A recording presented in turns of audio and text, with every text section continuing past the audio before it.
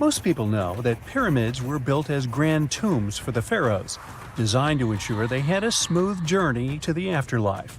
The Great Pyramid of Giza, for instance, was constructed for the pharaoh Khufu. But what most people don't know is that this whole pyramid building trend started right here with the step pyramid of Djoser about 4,700 years ago. This massive structure was built for Pharaoh Djoser, a ruler from Egypt's 3rd dynasty.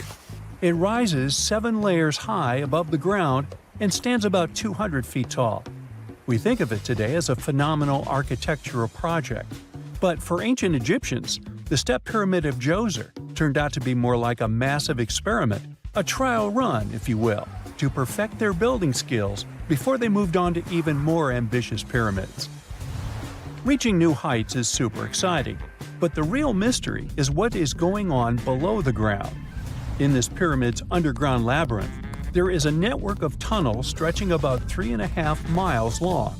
And some researchers believe these tunnels might have been part of a sophisticated water system that could completely change what we think about pyramid construction. Let's talk about this massive complex located in Saqqara.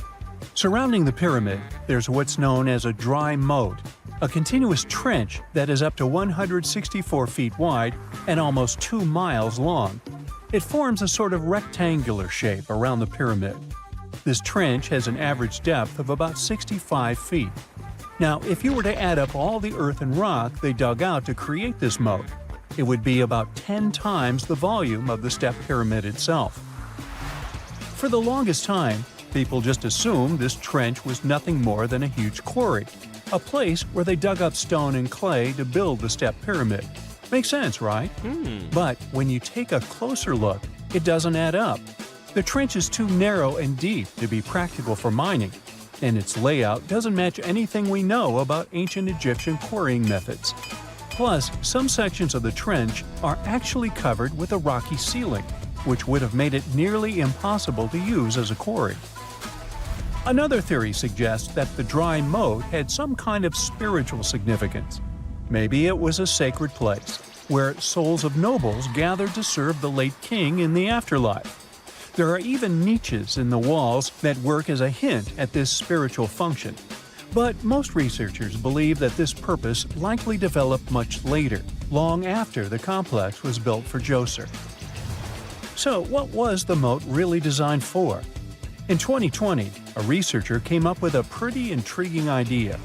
It is possible that this trench was actually designed to collect and manage water, especially after heavy rainfalls. Now, that makes sense when you consider the location. The moat sits in an area that could easily have been flooded by runoff water from nearby plains. This could also explain why the trench wasn't used for new graves until much later when the climate became drier and less prone to flooding. The story becomes even more intriguing, as this trench appears to be part of a larger, more complex hydraulic system within the Djoser complex. It is like the trench has several compartments, carefully carved out of the rock and connected by tunnels. These compartments likely served as a part of a water treatment system, where water would flow from one compartment to the next, getting cleaner as it moved along. Now, here is where things start to tie into the pyramid itself. The Djoser complex has a series of underground shafts, and some researchers think that water from the moat's deep trench might have been used to power a hydraulic lift system, and this giant water-powered elevator could have been used to raise the heavy stones needed to build the pyramid. It worked like a volcano, but instead of lava, water did the heavy lifting. Imagine a big deep hole in the ground at the center of the pyramid site. Inside this hole, there was a huge wooden platform, kind of like a giant raft that could move up and down. When the workers wanted to lift a heavy stone, they would fill the hole with water. As the water rose, the wooden platform started to float up, carrying the stone with it, almost like a giant water-powered elevator. When the stone reached the right height, the workers slid it off the platform and onto the pyramid. The idea is that water from the deep trench, after being cleaned and filtered, would flow into these shafts. A massive float, possibly made of wood, would then rise as the water filled the shaft, lifting the stones up to where they were needed for construction. Once the stone was in place, they'd let the water out, lowering the platform back down to the bottom, ready to lift the next stone. This fancy hydraulic lift system could have been a game changer, making the whole building process a lot faster and more efficient without using a lot of workforce. It is like the ancient Egyptians were already embracing the whole idea of work smarter, not harder. But of course, not everyone is on board with this theory. Some experts argue that the area where the step pyramid of Djoser was built couldn't have held enough water from occasional rains to maintain such a fancy hydraulic system.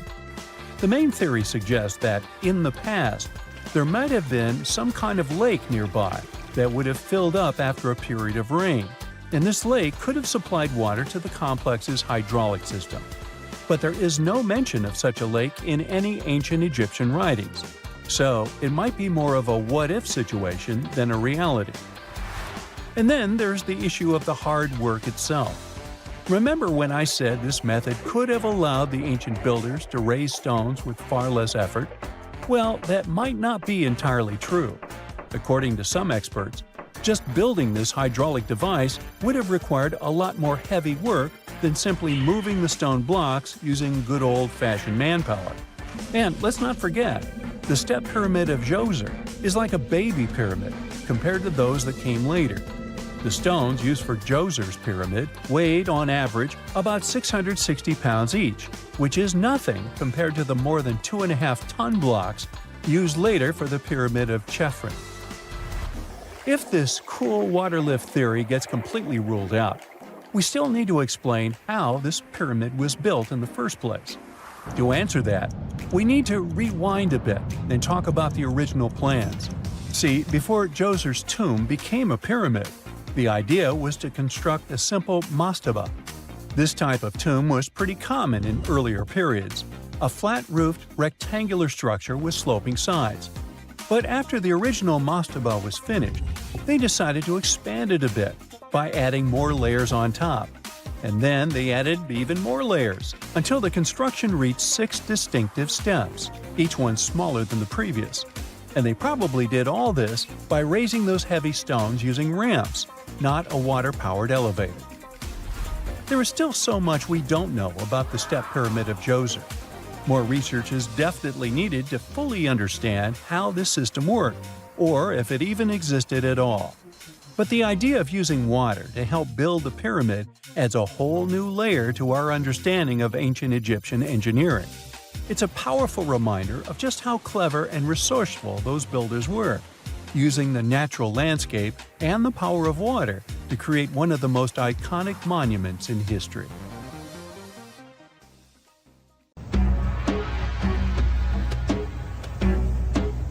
This is not a dune set. This is a very real desert in Niger. Jado was probably built by the nomadic Sao people and is filled with ksars, which are fortified houses made of salt and clay, with giant walls and secret passages. Located deep in the desert, it was once a vital stop for trans-Saharan caravans, but is now a hotspot for smugglers and bandits. The site has been off-limits since 2002 due to its dangers. The origin of the ksars remain a mystery. No archaeological studies have been conducted, leaving many questions unanswered. Even today, shifting sands reveal and conceal parts of these ancient ruins, fueling local speculation about what might still be hidden beneath the desert. Speaking of connective tunnels, scientists were blown away by the discovery of lava tubes in Saudi Arabia. These underground passages form when molten lava cools down. Researchers believe that ancient nomadic groups may have utilized these tunnels to survive the super harsh desert climates. While excavating the tunnels, archaeologists uncovered artifacts, rock art, and skeletal remains. The art and animal bones show that the people who used the tunnels were probably sheep and goat herders. They're still piecing together whether these groups lived in the tunnels for extended periods or just used them as temporary shelters.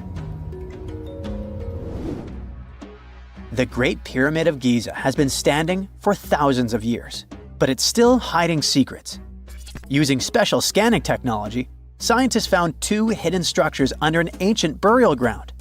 The first is a shallow L-shaped structure, and below it is a much larger space that could be a final resting place or a chamber. The smaller structure was filled with sand on purpose, while the deeper one might be an empty chamber.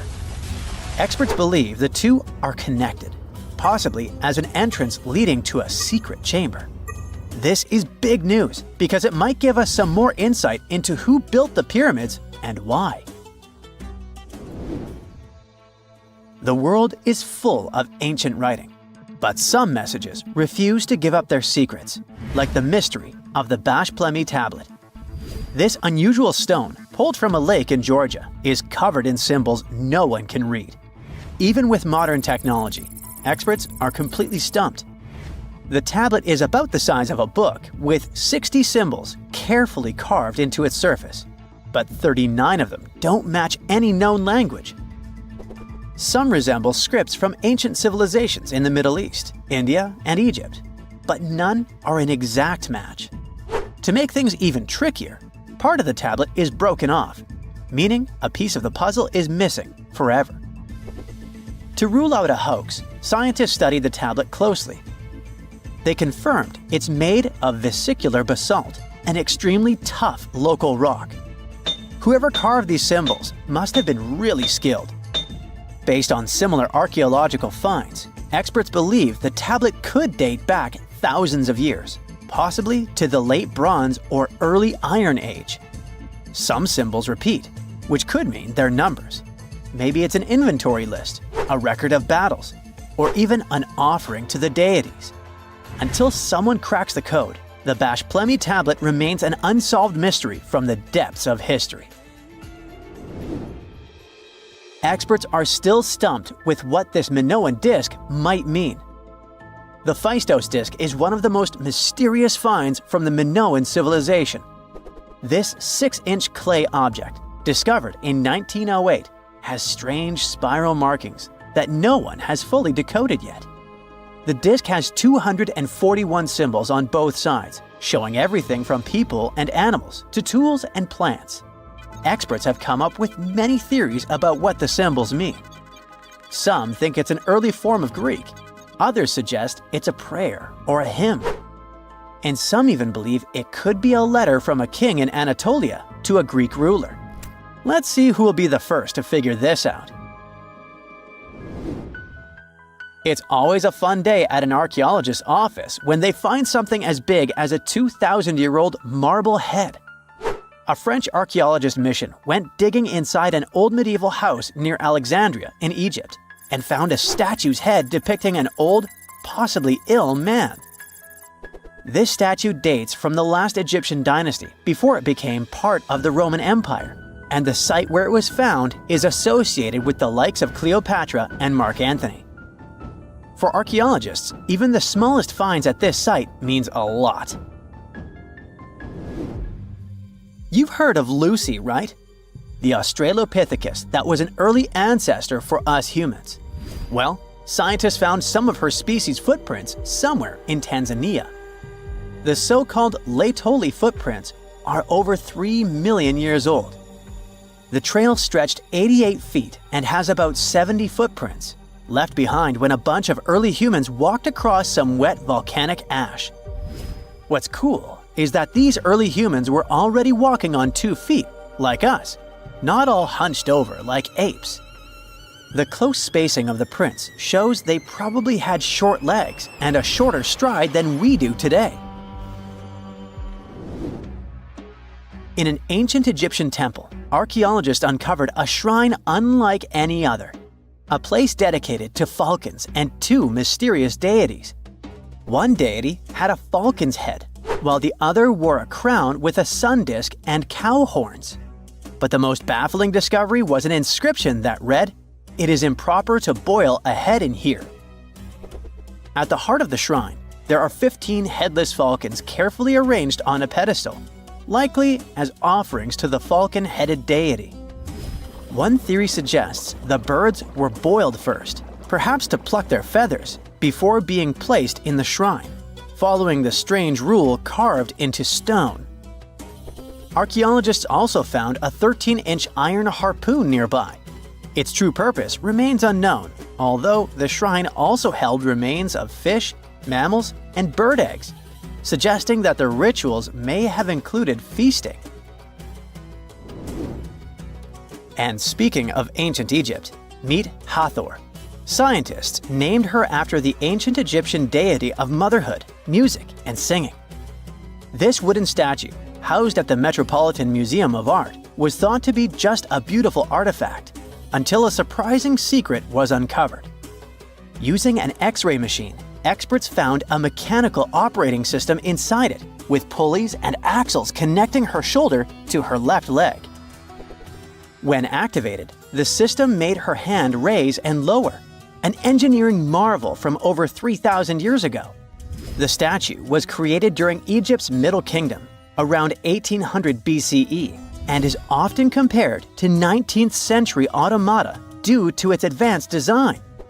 It's believed the statue was used in religious ceremonies, symbolizing Hathor's role in dance and music. An unexpected discovery happened in northern Kuwait, where a Kuwaiti-Polish team uncovered a mysterious 7,500-year-old statue.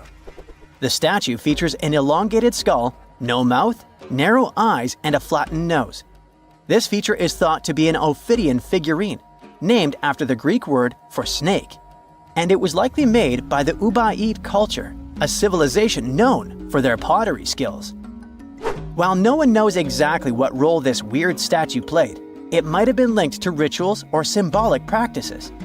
Some scientists think these figurines, found in homes or final resting places, were tied to important cultural beliefs. We couldn't mention unresolved mysteries of this world without speaking about these elongated skulls.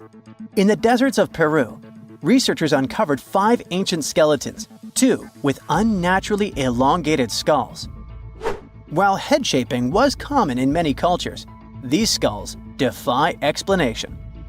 Local legends tell tales of the so-called gentiles, a mysterious race banished underground by the powerful deities. Some say this is what the skulls represent. Others think this is some type of genetic anomaly, which was confirmed after finding an infant skull, too large to be artificially shaped.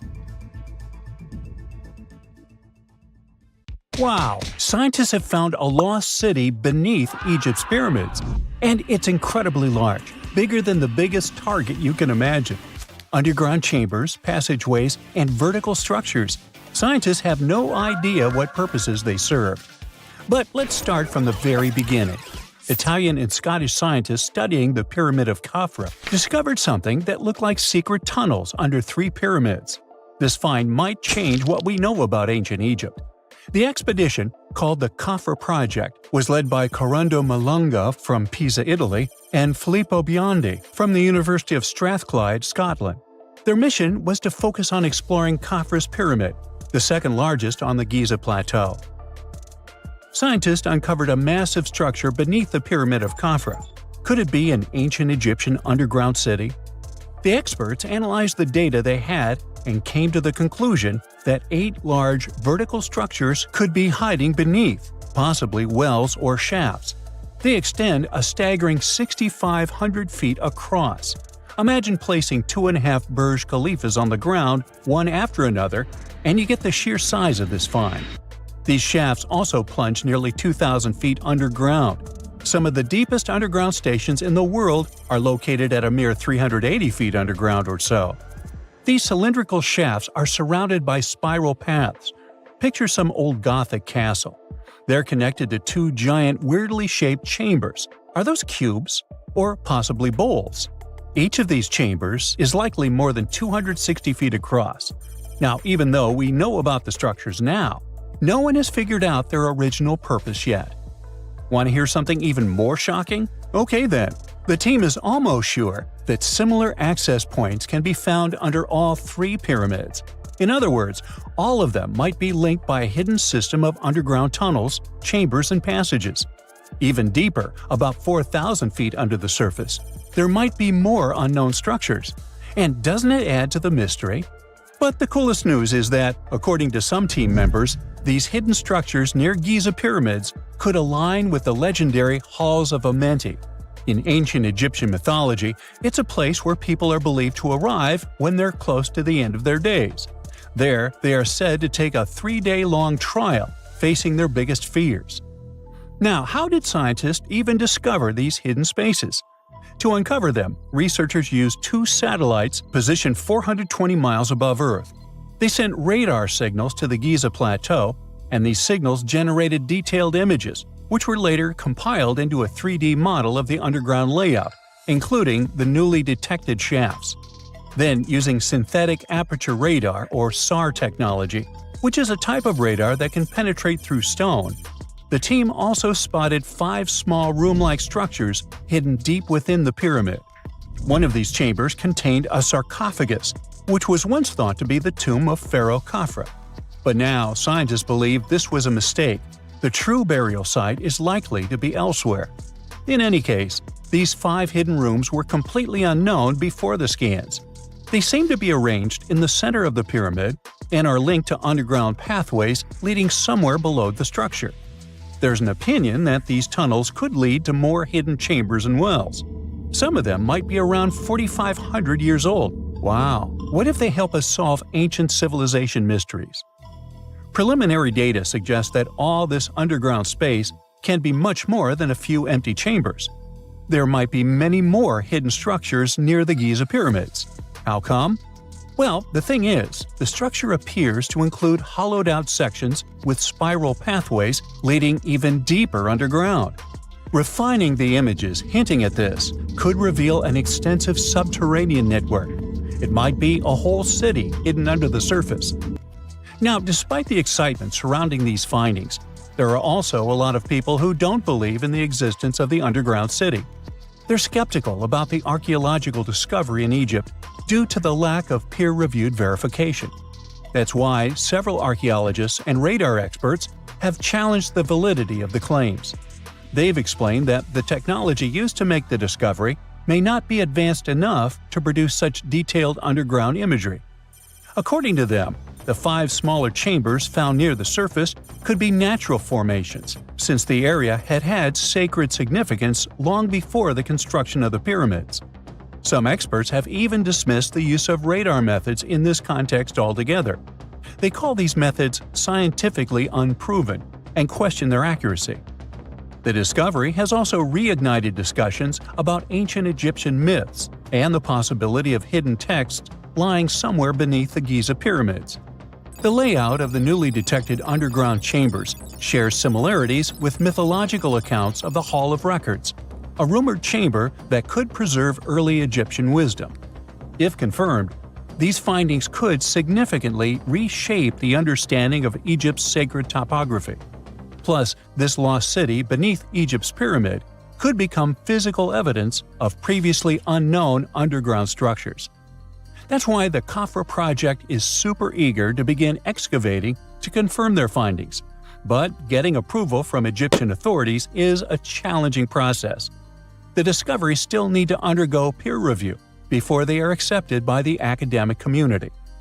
By the way, this recent archaeological discovery in Egypt comes on the heels of another discovery involving a weird structure beneath the Royal Giza Cemetery, which researchers believe is unnatural in origin. Archaeologists use remote sensing techniques and uncovered a mysterious L-shaped structure underground in the Western Cemetery of Giza.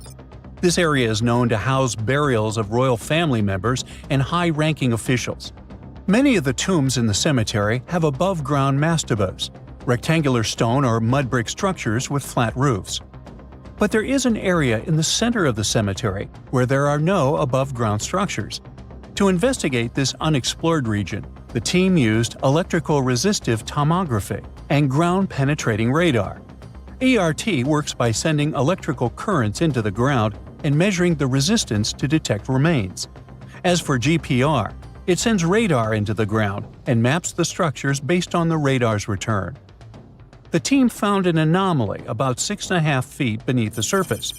It appeared to be an L-shaped structure measuring at least 33 feet in length. The readings suggested that the structure had been backfilled with sand after its construction. This made the team hypothesize that it could be a mix of sand and gravel, or possibly an air void. This anomaly was classified as a highly resistive structure, which meant it didn't occur naturally. Motoyuki Sato, the study's lead author and professor at Tohoku University in Japan, claims that the structure is not a natural formation due to its sharp shape. Another weird thing about ancient Egyptian pyramids is that historians have long believed that they were built primarily for royals and high-status individuals who had the wealth and power to create such massive structures. However, new research from the archaeological site of Tombos in modern-day Sudan challenges this assumption. The thing is, Tombos' pyramid may have served as burial sites for low-status workers as well as elites. The hard-working members of ancient communities may have found their last resting place in some of the most visible monuments, including the pyramids. Located along the Nile River in the ancient region of Nubia, Tombos became part of Egypt after its conquest of the area around 1400 BCE. That's when Egypt established the site to strengthen its colonial control. Workers at Tombos built pyramids, but those were much more modest than the famous pyramids of Giza. The research team reanalyzed 110 human skeletons from Tombos, originally studied in 2012. In particular, they examined the entheses, the areas where tendons and ligaments attach to bones.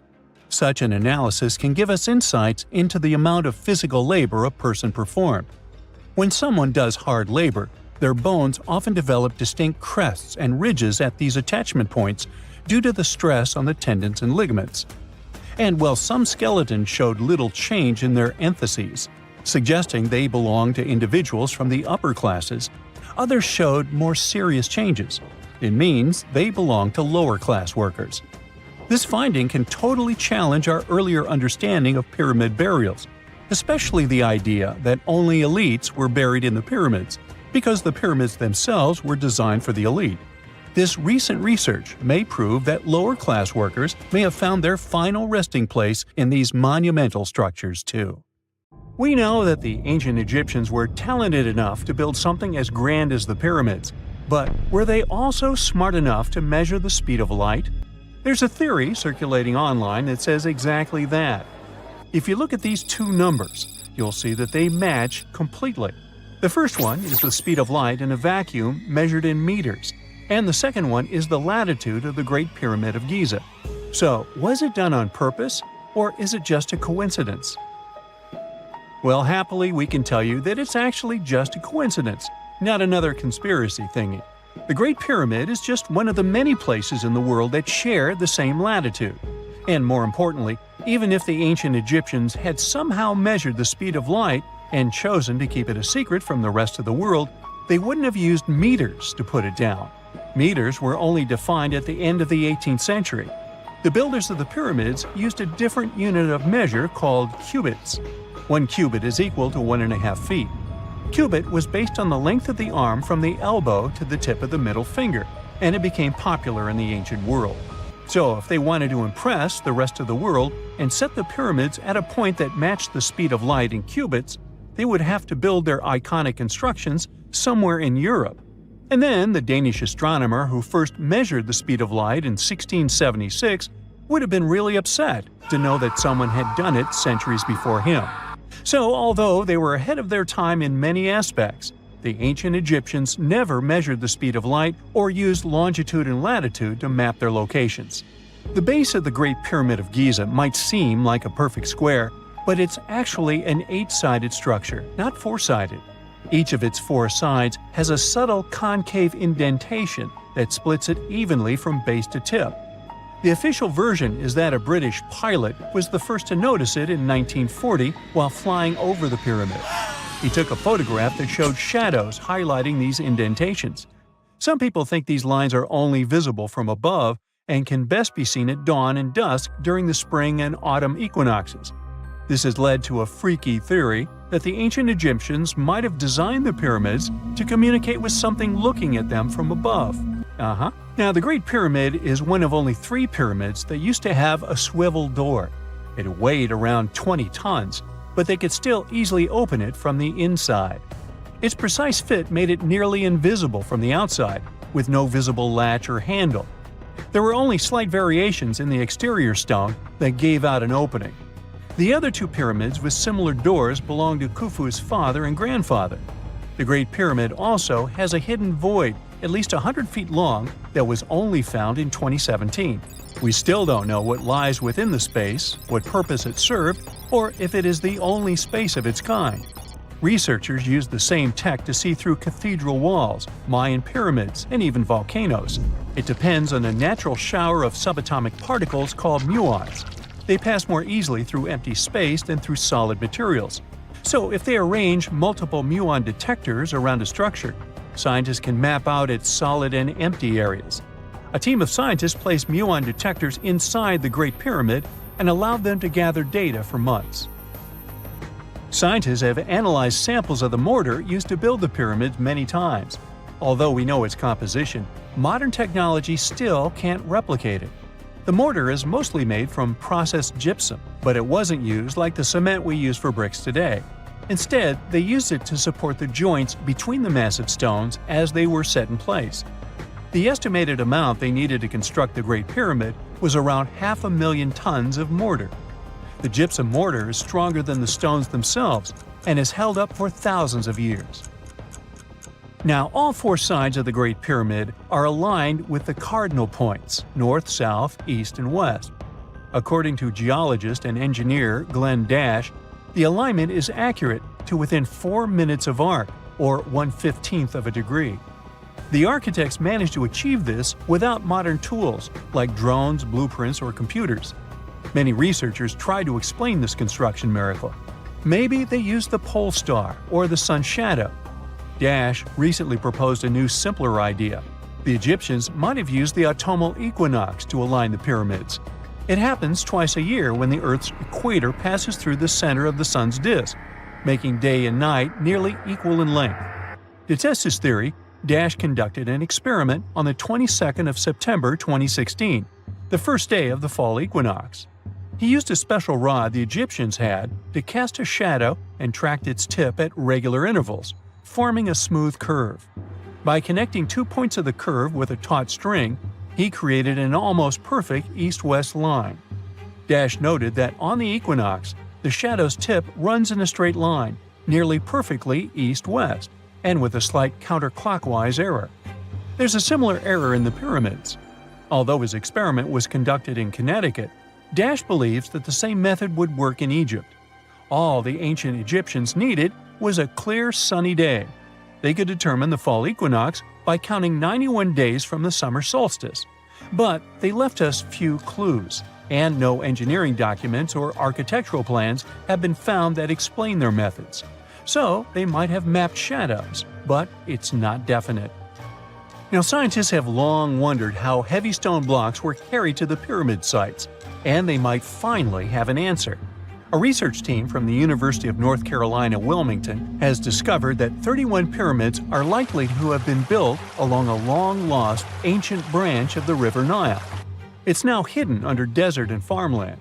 For many years, archaeologists have thought that ancient Egyptians must have used a nearby waterway to transport materials, equipment, people, and whatever else they needed to build the pyramids on the river. But up until now, they weren't certain of the location, shape, size, or proximity of this waterway to the site of the pyramids. The group of researchers used radar satellite imagery, historical maps, geophysical surveys, and sediment coring to map the river branch. They believe it was buried by a major drought and sandstorms thousands of years ago. The team managed to go below the sand surface and get images of some hidden features thanks to radar technology. They found hidden rivers and ancient structures running at the foothills of where most of the ancient Egyptian pyramids lie. The discovery of this extinct river branch helps explain the high pyramid density between Giza and Lisht, in what is now an inhospitable area of the Sahara Desert. Now, Egypt isn't the only country with the most pyramids in the world. The champion's title here goes to its southern neighbor, Sudan. It has between 200 and 255 pyramids, compared to Egypt's measly 138. They were built by members of the Kingdom of Kush, an ancient civilization that ruled the lands along the Nile River many years ago. They started erecting pyramids around 500 years after the Egyptians had stopped doing it. Their pyramids are much smaller than the Egyptian ones, but were built for the same purposes.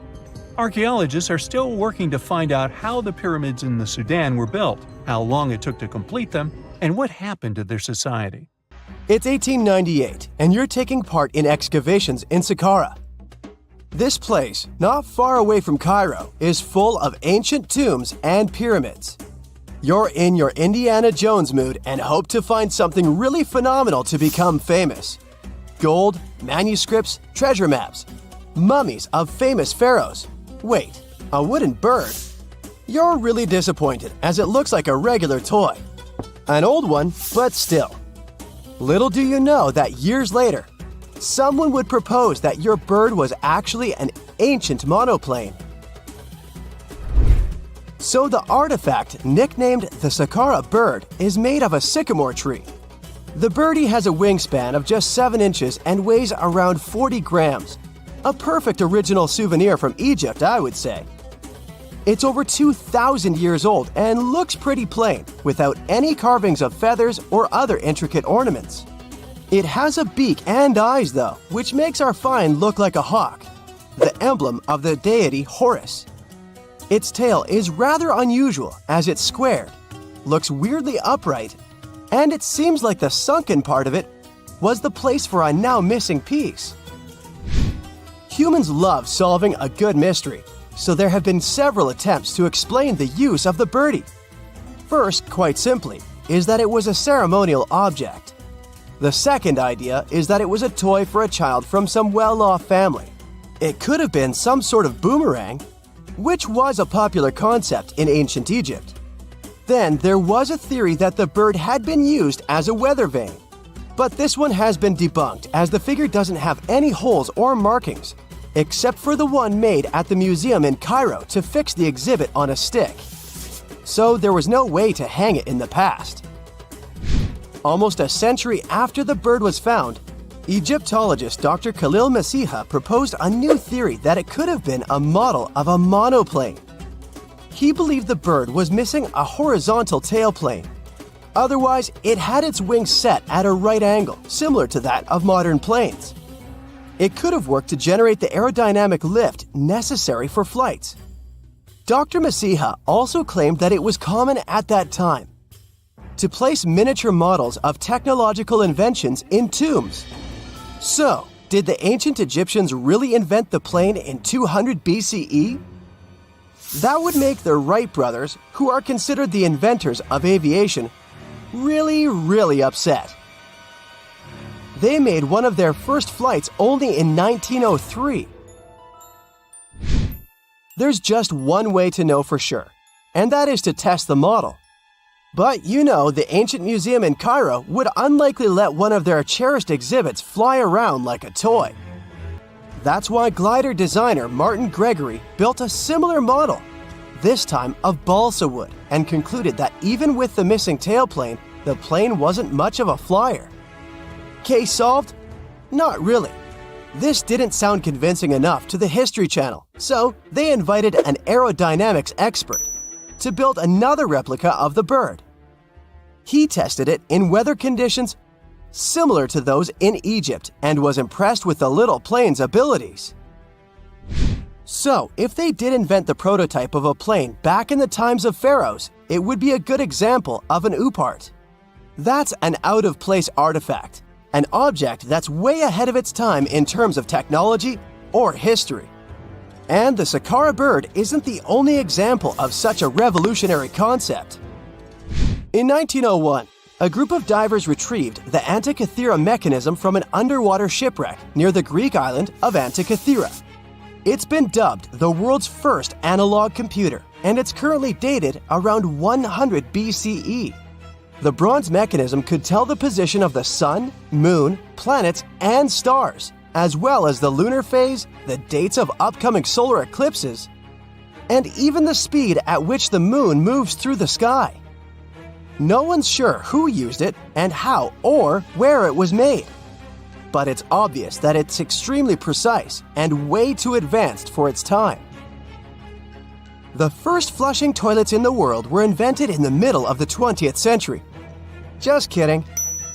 The ancient Minoans on the Mediterranean island of Crete and the Indus Valley civilization both came up with this brilliant invention at the same time, around 4,000 years ago. The plumbing and sanitation were so well done that no one managed to design anything better until 2,000 years later. One ancient Minoan lavatory was discovered at the Palace of Knossos. It looks like it had a wooden seat set over a tunnel that directed water from a rooftop reservoir to an underground sewer. Other varieties got water from jugs.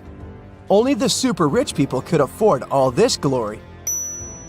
So if you wanted to shop for real estate back then, the flushing toilet would be a telltale sign you were in the rich neighborhood. Automated doors became a cool, seemingly new invention back in 1931. But the technology behind them is actually much older. Think the 1st century CE old. Mathematician and engineer Heron of Alexandria came up with a hydraulic system to open and close temple doors. To bring it into action, you need to light a fire to produce heat. There was a brass pot under the fire, half filled with water. The inventor connected the brass pot to containers that acted as weights. When the fire was burning, the water moved into the containers. They went down and pulled the ropes.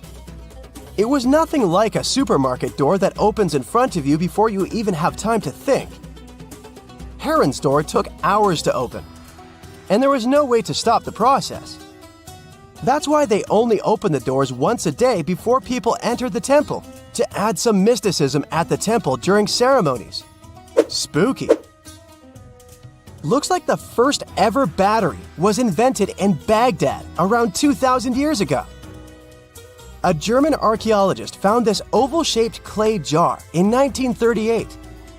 Scientists are still not sure what purpose it served and who exactly invented it.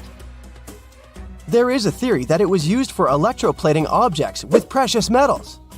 When they filled it with a weak acid like vinegar, the battery produced around 1 volt of electricity. Another theory says it was a vessel for sacred scrolls. Would you like to buy contact lenses designed by Leonardo da Vinci himself? In 1508, he invented a glass lens with a funnel on one side. You were supposed to wear it with water inside to improve your vision. Sounds a bit uncomfortable, doesn't it? So, around a century later, French scientist René Descartes decided to improve the idea and make the cornea contact the future lenses. Contacts because they contact your eyes, get it? The glass tube with liquid did help improve vision, but blinking was sadly impossible. 2.5 centuries later, new technologies in the glass industry let scientists design contacts that would fit in the eye and even let the wearer blink. Thanks, guys! Still, those lenses were made of heavy blown glass and didn't let the eye breathe. About 50 years later, contacts became plastic, lightweight, unbreakable, and scratch-resistant, but still covering the entire eye. And then, in 1948, an English optical technician accidentally sanded down a plastic lens and figured out they'd still be in place even if they covered only the cornea. Imagine you're living in 19th century London and need to send a message to New York. It would have taken about 10 days to get there by ship. So when delivery time went from days to hours in 1858, it was a true sensation. The first message was sent by Queen Victoria herself. It was all made possible thanks to the transatlantic telegraph cable, running under the ocean. Sadly, the new cool invention only lasted a few weeks. It took years to bring it back to life. There are mysterious plasma bubbles floating around the pyramids of Giza. As bizarre as that might sound, let's get one thing clear right off the bat. There's nothing extraterrestrial going on here. Plasma bubbles are those weather anomalies that form in a layer of Earth's atmosphere called the ionosphere. This is an invisible layer surrounding our planet that stretches roughly from 50 to 400 miles above Earth's surface. right at the edge of space. In this layer, the sun, being the giant hot power that it is, basically cooks gases, splitting them into electrically charged particles called plasma. Here's where it gets interesting. At night, especially near the equator, these charged particles get disturbed, and when a bunch of them suddenly vanish at the same time, it forms what we call a plasma bubble. Imagine it like a big empty pocket where the plasma is missing or its quantity is lowered, but it's only considered a plasma bubble if this phenomenon occurs on a large scale, typically around 62 miles in size. If you're already packing your suitcase for Egypt and have put binoculars to look at the tips of the pyramids, I'm sorry to say that we can't see these plasma bubbles with the unaided eye. It's all happening way above our heads, completely invisible to us. Scientists need to use special equipment, like the Latitude Long Range Ionosphere Radar, or LARID, to detect these bubbles. This advanced technology helps researchers track and observe the movement and formation of plasma bubbles in real time.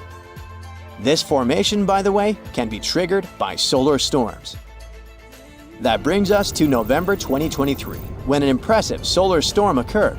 On a scale from 1 to 5, this one was classified as a G3, which is considered a strong event.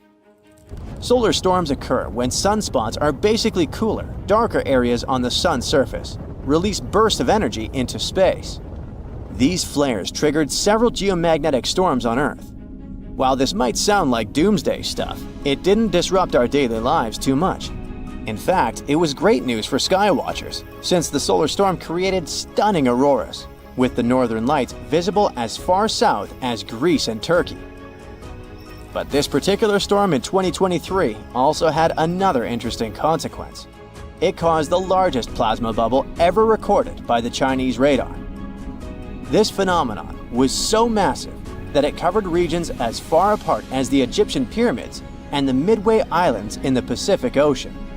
Now that's a huge distance, and it is a big deal for science. And that's because plasma bubbles are a growing threat to modern technology. Experts say they can disrupt satellite communications and GPS systems. So if you're using Google Maps or Waze and suddenly it can't figure out where you are, a plasma bubble might be to blame. Great. We now know what's going on with those bubbles, detected above the pyramids of Giza. But things get even weirder inside this ancient construction. Apparently, the Great Pyramid of Giza has the ability to concentrate electromagnetic energy within its interior. A couple of years ago, a group of researchers decided to see what would happen if they took this ancient architecture and hit it with radio waves. I mean, waves that are similar to the kind your phone uses, but on a much larger scale, up to 1,900 feet long. But since they couldn't just start blasting radio waves at the actual pyramid, they did the next best thing: computer modeling. Using these simulations, the researchers discovered something incredible.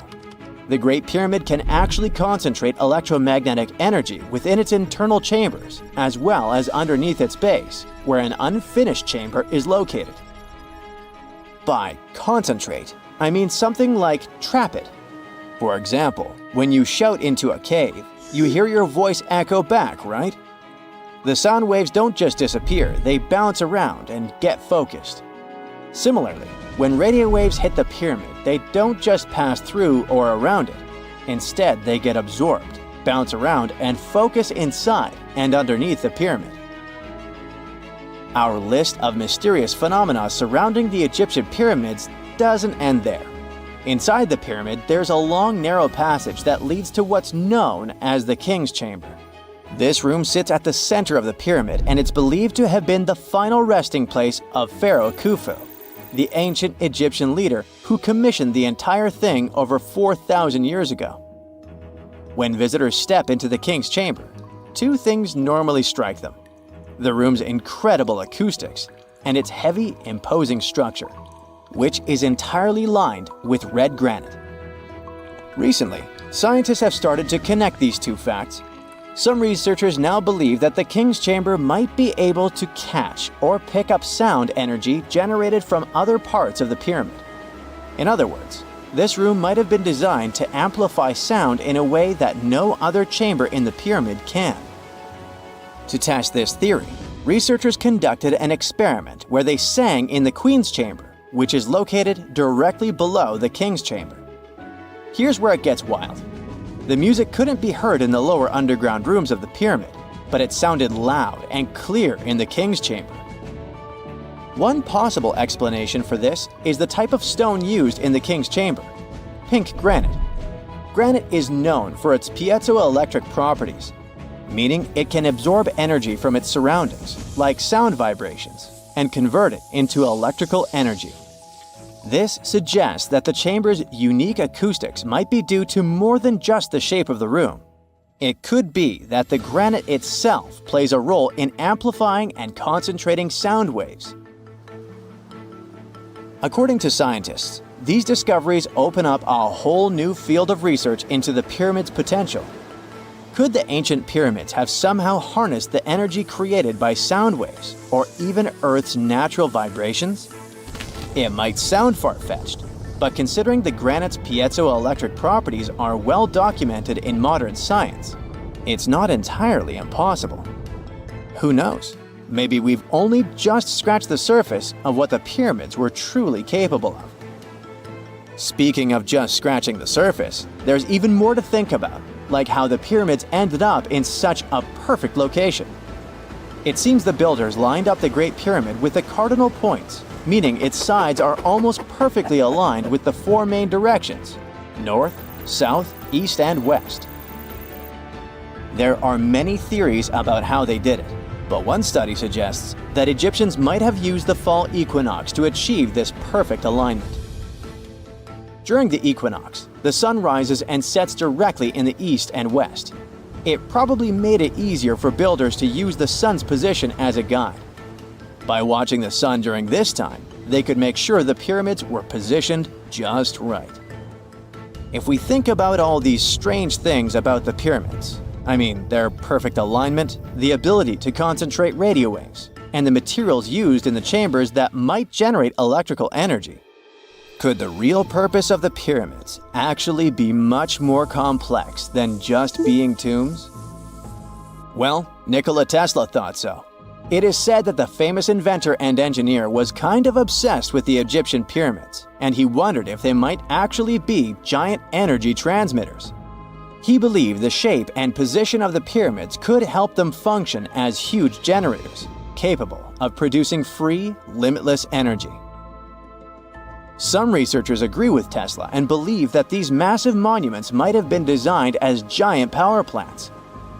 According to their theory, builders could have figured out how to move ions, those electrically charged particles in the atmosphere, by placing materials like copper, gold, and silver around the pyramids.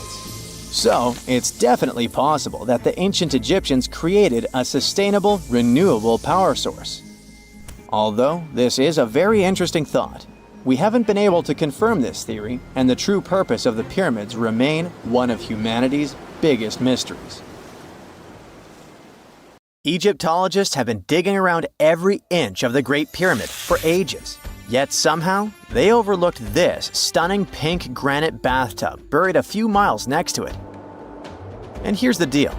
This mysterious oval tube lying next to the Khufu pyramid for years may provide evidence that the Egyptians built the pyramids not only for monumental purposes, but also to generate electricity, experimenting with it long before Alessandro Volta and Thomas Edison.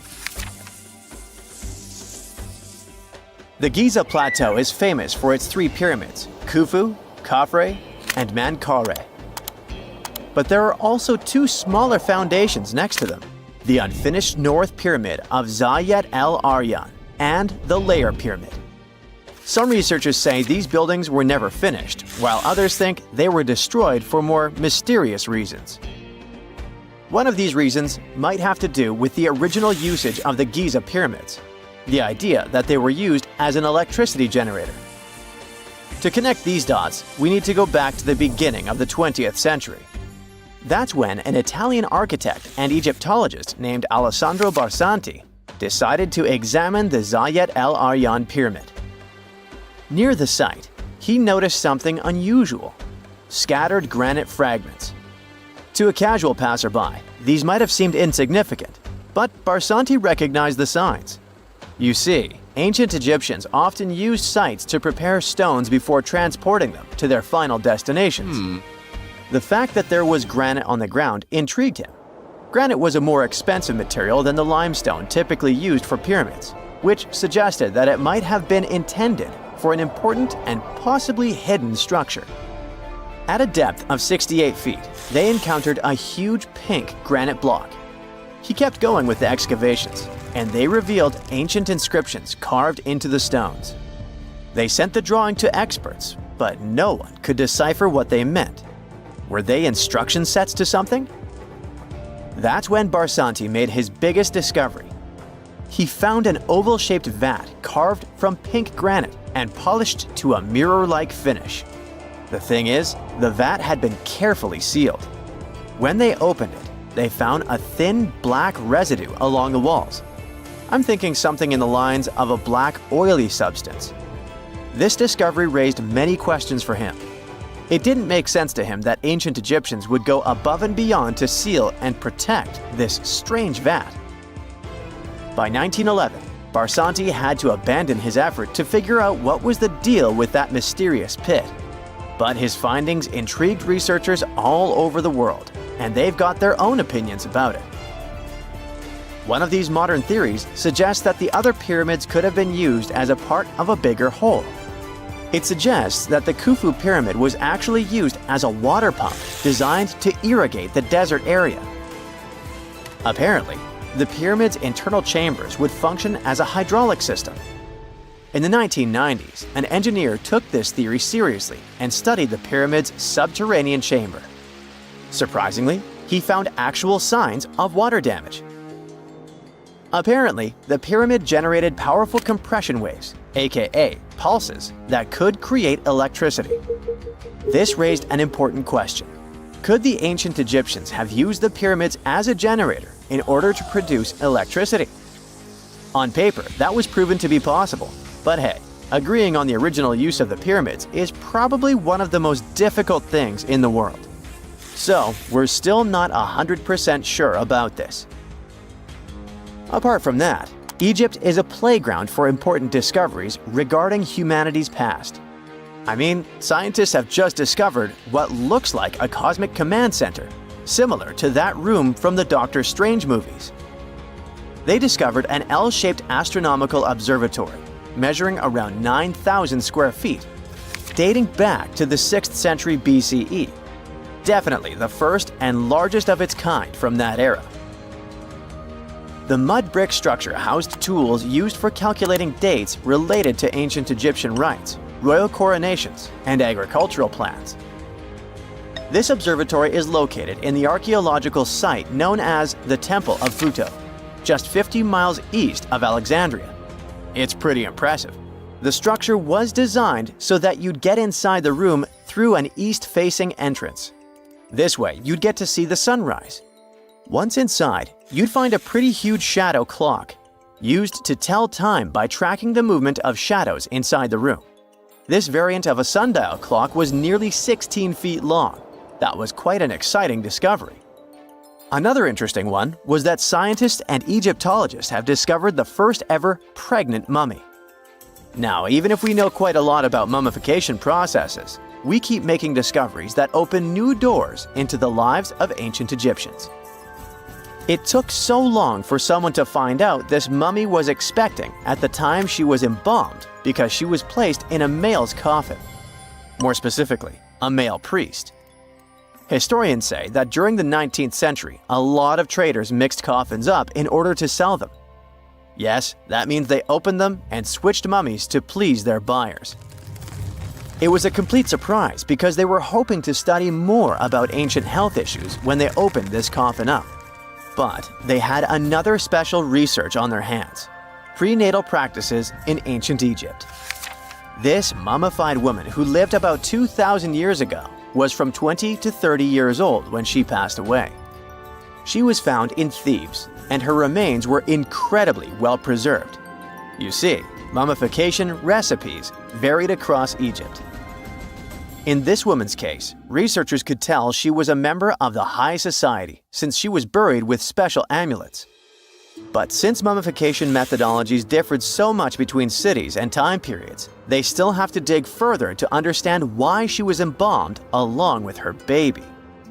Speaking of mummies, scientists were digging up a final resting place in Saqqara, also in Egypt, and they unearthed 2 embalming workshops. One was for humans and the other for sacred animals. Apparently, the workshops date back to about 2,400 years ago. They were equipped with stone beds, clay pots, and ritual vessels.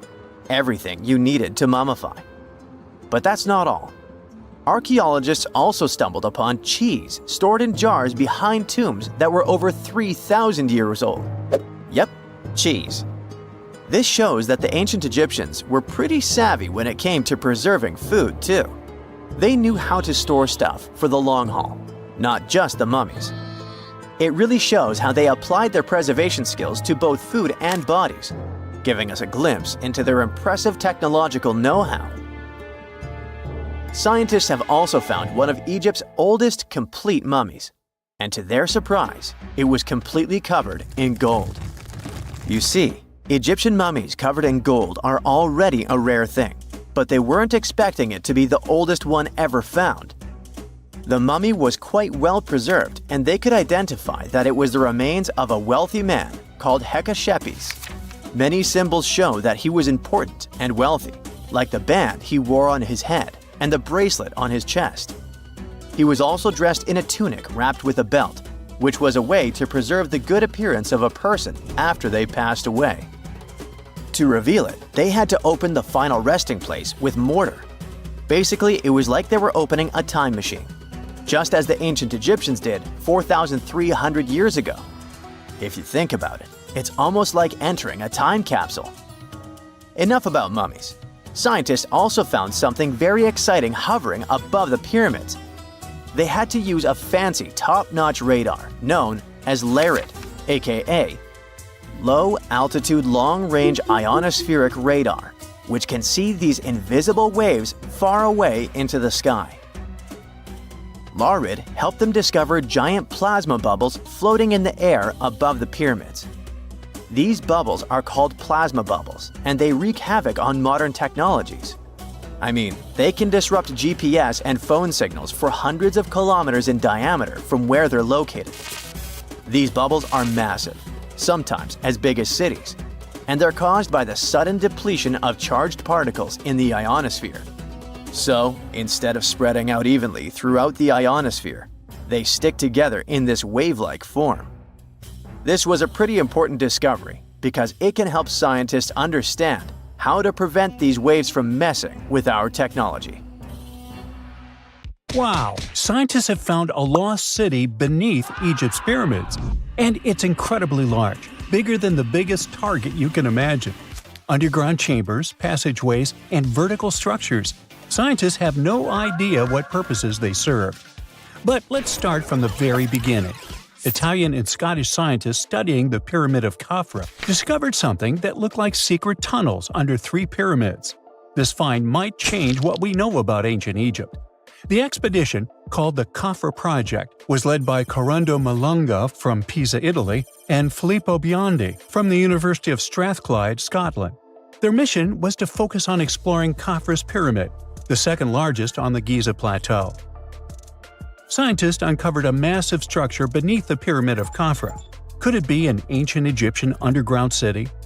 The experts analyzed the data they had and came to the conclusion that 8 large vertical structures could be hiding beneath, possibly wells or shafts. They extend a staggering 6,500 feet across. Imagine placing 2.5 Burj Khalifas on the ground, one after another, and you get the sheer size of this find. These shafts also plunge nearly 2,000 feet underground. Some of the deepest underground stations in the world are located at a mere 380 feet underground or so. These cylindrical shafts are surrounded by spiral paths. Picture some old Gothic castle.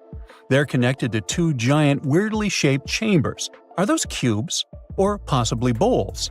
Each of these chambers is likely more than 260 feet across. Now, even though we know about the structures now, no one has figured out their original purpose yet. Want to hear something even more shocking? Okay then, the team is almost sure that similar access points can be found under all 3 pyramids. In other words, all of them might be linked by a hidden system of underground tunnels, chambers, and passages. Even deeper, about 4,000 feet under the surface, there might be more unknown structures. And doesn't it add to the mystery? But the coolest news is that, according to some team members, these hidden structures near Giza pyramids could align with the legendary Halls of Amenti. In ancient Egyptian mythology, it's a place where people are believed to arrive when they're close to the end of their days. There, they are said to take a 3-day-long trial, facing their biggest fears. Now, how did scientists even discover these hidden spaces? To uncover them, researchers used 2 satellites positioned 420 miles above Earth. They sent radar signals to the Giza Plateau, and these signals generated detailed images, which were later compiled into a 3D model of the underground layout, including the newly detected shafts. Then, using synthetic aperture radar or SAR technology, which is a type of radar that can penetrate through stone, the team also spotted 5 small room-like structures hidden deep within the pyramid. One of these chambers contained a sarcophagus, which was once thought to be the tomb of Pharaoh Khafre. But now, scientists believe this was a mistake. The true burial site is likely to be elsewhere. In any case, these 5 hidden rooms were completely unknown before the scans. They seem to be arranged in the center of the pyramid and are linked to underground pathways leading somewhere below the structure. There's an opinion that these tunnels could lead to more hidden chambers and wells. Some of them might be around 4,500 years old. Wow, what if they help us solve ancient civilization mysteries? Preliminary data suggests that all this underground space can be much more than a few empty chambers. There might be many more hidden structures near the Giza pyramids. How come? Well, the thing is, the structure appears to include hollowed-out sections with spiral pathways leading even deeper underground. Refining the images hinting at this could reveal an extensive subterranean network. It might be a whole city hidden under the surface. Now, despite the excitement surrounding these findings, there are also a lot of people who don't believe in the existence of the underground city. They're skeptical about the archaeological discovery in Egypt due to the lack of peer-reviewed verification. That's why several archaeologists and radar experts have challenged the validity of the claims. They've explained that the technology used to make the discovery may not be advanced enough to produce such detailed underground imagery. According to them, the 5 smaller chambers found near the surface could be natural formations, since the area had had sacred significance long before the construction of the pyramids. Some experts have even dismissed the use of radar methods in this context altogether. They call these methods scientifically unproven and question their accuracy. The discovery has also reignited discussions about ancient Egyptian myths and the possibility of hidden texts lying somewhere beneath the Giza pyramids. The layout of the newly detected underground chambers shares similarities with mythological accounts of the Hall of Records, a rumored chamber that could preserve early Egyptian wisdom. If confirmed, these findings could significantly reshape the understanding of Egypt's sacred topography. Plus, this lost city beneath Egypt's pyramid could become physical evidence of previously unknown underground structures. That's why the Khafre project is super eager to begin excavating to confirm their findings. But getting approval from Egyptian authorities is a challenging process. The discoveries still need to undergo peer review before they are accepted by the academic community. By the way, this recent archaeological discovery in Egypt comes on the heels of another discovery involving a weird structure beneath the Royal Giza Cemetery, which researchers believe is unnatural in origin. Archaeologists used remote sensing techniques and uncovered a mysterious L-shaped structure underground in the Western Cemetery of Giza. This area is known to house burials of royal family members and high-ranking officials. Many of the tombs in the cemetery have above-ground mastabas, rectangular stone or mud brick structures with flat roofs. But there is an area in the center of the cemetery where there are no above-ground structures. To investigate this unexplored region, the team used electrical resistive tomography, and ground-penetrating radar. ART works by sending electrical currents into the ground and measuring the resistance to detect remains. As for GPR, it sends radar into the ground and maps the structures based on the radar's return. The team found an anomaly about 6.5 feet beneath the surface. It appeared to be an L-shaped structure measuring at least 33 feet in length. The readings suggested that the structure had been backfilled with sand after its construction. This made the team hypothesize that it could be a mix of sand and gravel, or possibly an air void. This anomaly was classified as a highly resistive structure, which meant it didn't occur naturally. Motoyuki Sato, the study's lead author and professor at Tohoku University in Japan, claims that the structure is not a natural formation due to its sharp shape. Another weird thing about ancient Egyptian pyramids is that historians have long believed that they were built primarily for royals and high-status individuals who had the wealth and power to create such massive structures. However, new research from the archaeological site of Tombos in modern-day Sudan challenges this assumption. The thing is, Tombos' pyramid may have served as burial sites for low-status workers as well as elites. The hard-working members of ancient communities may have found their last resting place in some of the most visible monuments, including the pyramids. Located along the Nile River in the ancient region of Nubia, Tombos became part of Egypt after its conquest of the area around 1400 BCE. That's when Egypt established the site to strengthen its colonial control. Workers at Tombos built pyramids, but those were much more modest than the famous pyramids of Giza. The research team reanalyzed 110 human skeletons from Tombos, originally studied in 2012. In particular, they examined the entheses, the areas where tendons and ligaments attach to bones. Such an analysis can give us insights into the amount of physical labor a person performed. When someone does hard labor, their bones often develop distinct crests and ridges at these attachment points due to the stress on the tendons and ligaments. And while some skeletons showed little change in their entheses, suggesting they belonged to individuals from the upper classes, others showed more serious changes. It means they belong to lower-class workers. This finding can totally challenge our earlier understanding of pyramid burials, especially the idea that only elites were buried in the pyramids, because the pyramids themselves were designed for the elite. This recent research may prove that lower-class workers may have found their final resting place in these monumental structures too. And now we're off to almost 5,000 years ago. Let me take you to ancient Egypt, where back in 2550 BC, guess what? The construction of the Great Pyramids of Giza started. People learned to build cathedrals and skyscrapers, but it wasn't until recently that these massive buildings appeared. It's still a mystery to even modern scientists how these pyramids were built 5,000 years ago. No wonder they are one of the 7 wonders of the ancient world.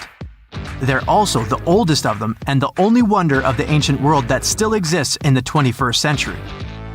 It must have taken a lot of cooperation to build a thing that massive, even for today's metrics. But the Giza pyramids weren't the first pyramids ever. The first one, called the Step Pyramid, was built around 80 years before the first pyramid of Giza, in 2630 BC, for King Djoser. It wasn't meant to be extraordinary, but ended up being quite impressive. It was a pyramid of 6 stepped layers of stone. It was 204 feet high, which is as tall as a 19-story building. And it was the tallest building that existed at that time. It wasn't just a pyramid though, it was surrounded by a whole complex of buildings, including even courtyards. In ancient Egypt, people believed in the afterlife, so everyone, especially kings, wanted to make sure they had everything they needed to get ready for it. Here's why the pyramid complex was perfectly supplied with a lot of objects people used every day. The complex included a pyramid and a kind of a palace. Those buildings had many things the king loved and might need one day, like furniture, food, and gold vessels. After Djoser, building pyramids became common practice, but many pyramids weren't finished. It would usually take about 20 years to build one, but many rulers reigned way less than that. Overall, there are more than 100 pyramids. The most famous pyramids are the Great Pyramids of Giza. The first one and the biggest one was built for Pharaoh Khufu, around 2550 BC. Initially, it was 481 feet tall, which is as tall as a 40-story building. The second pyramid was built for Khufu's son, Pharaoh Khafre, around 2520 BC. It's just a bit shorter, usually standing at 471 feet high, a 39-story building. This is the pyramid with the famous statue of the Sphinx. Sphinxes have a lion's body and a human head. They were built to guard important areas. This one has the head of Pharaoh Khafre and is guarding his pyramid, facing the sunrise. The Sphinx is most well known and is one of the world's biggest and oldest statues. Originally, it had red color and did have a nose. It's still possible to see the trace of red pigment by its ears. But no one knows exactly when the nose disappeared. For some time, the Sphinx was sort of hidden underground, being covered with sand up to its shoulders. Luckily, in the early 1800s, an adventurer with a team of 160 people dug it out. The third pyramid of Giza is the smallest one, being more than twice shorter.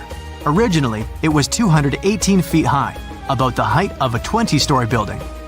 Built in 2490 BC, it was a pyramid for Khafre's son, Menkaure.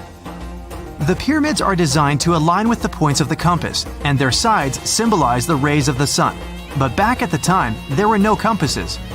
Ancient Egyptians figured out the directions themselves, and with amazing precision. To align the pyramids, they used two constellations. Originally, the pyramids were covered in smooth white limestone and had a gold-silver top to reflect the sun. Later, the white limestone was taken from the pyramids by other kings and used for other buildings. Scientists estimated that ancient Egyptians used about 2.3 million stone blocks to build the first pyramid. Each block weighed more than 1 ton. This is the weight of a rhino. Some blocks were even bigger, being almost as heavy as an elephant. 4.5 millennia ago, there was no modern equipment to help build it. There were no machines, no wheels, and even no steel. The only metal available to them was copper. Even today, scientists aren't sure how the Egyptians managed to build the pyramids. There are no records left that would shed light on it. Some even think that Egyptians wanted to keep it as their secret and didn't even record it on purpose. Many believe that poor people and foreigners built the pyramids, but it's not true. Actually, the builders were very skilled workers, and they were fed and paid well. The archaeologists claim that the builders lived in a nearby temporary city and were a highly organized community with a strong leader. Scientists say that around 20,000 people worked on each pyramid complex, and it took about 20 years to build each. It probably was a national project. The construction site was large in resources, and food and essentials were likely to be contributed from all parts of Egypt. Even with all that support, it remains unclear how people managed to cut, transport, and assemble those huge stones. One of the theories suggests the stones were most likely transported on boats down the Nile River. Then, there was a harder part. They had to be moved to the construction site. For that, they probably used wooden sleds. It wasn't very hard to pull them because the sand mixed with the right amount of water was pretty slick. And 10 people could move a sled even with a rock weighing 1 ton pretty easily. Finally, one last problem. The stones had to be lifted and put into place. Archaeologists have discovered the remains of the ramps system that dates back to when the pyramids were built. Most likely, the Egyptians designed a unique system to move and pull huge stone blocks, but no one knows what it looked like exactly. The most common opinion is that there were several ramps around the pyramid to help move the blocks. The ramp was growing with the pyramid getting higher. They suppose people were walking up the stairs, pulling the stone on the wooden sled up in the middle on the sandy ramp. But this is just one of the options. Others say that the ramps were going around the pyramid. Some say the ramps were inside the pyramid. But we'll never know for sure, and it'll forever remain a mystery, just like the ancient Egyptians wanted. Surprisingly, there's not much inside the pyramids. Most of it is just solid stone with very little open space. But let's take a quick look inside the biggest of the pyramids of Giza.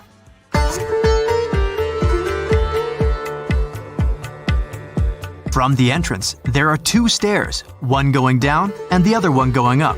The descending one takes you to a chamber located underground. That's where the pharaohs are, but not in this pyramid because Khufu wanted to stay higher. The underground room is partly unfinished. The room with Khufu's sarcophagus is called the King's Chamber. It's upstairs and then through the tall and long Grand Gallery. Below the King's Chamber, there's a room called the Queen's Chamber. There are no queens though, and no one is sure why the room is called this. Unfortunately, none of these have any hieroglyphs on the wall. They're just bare. If you want to see them, you should go to the other rooms that are decorated. Those pieces of art are depictions of ancient Egypt's culture and daily life. The texts allow researchers to study their language and grammar. Sadly, the treasures that once were here in the pyramid are long stolen. From that room, there are several tunnels for an unknown purpose. There are many tunnels and passages inside the pyramids. There are many chambers and shafts and secret ways. Scientists have been sending little robots with cameras there for some decades already. And the robots did discover another chamber a bit upstairs with hieroglyphs on the walls. But even today, much of the pyramids is still unknown, and there's no so-called building plan of the pyramids. Egyptians did create a mystery no one can crack for 4,500 years already. Scientists recently started to X-ray the pyramid to learn what's inside it without entering it and its narrow, mysterious tunnels. The story goes that two Mayan twin boys loved to play ball. Sure, they were really good at it, but they also made a lot of noise when playing. The lords of the underworld soon became bothered by the sound and summoned the two boys to the underworld, a place the Mayans called Shibalba.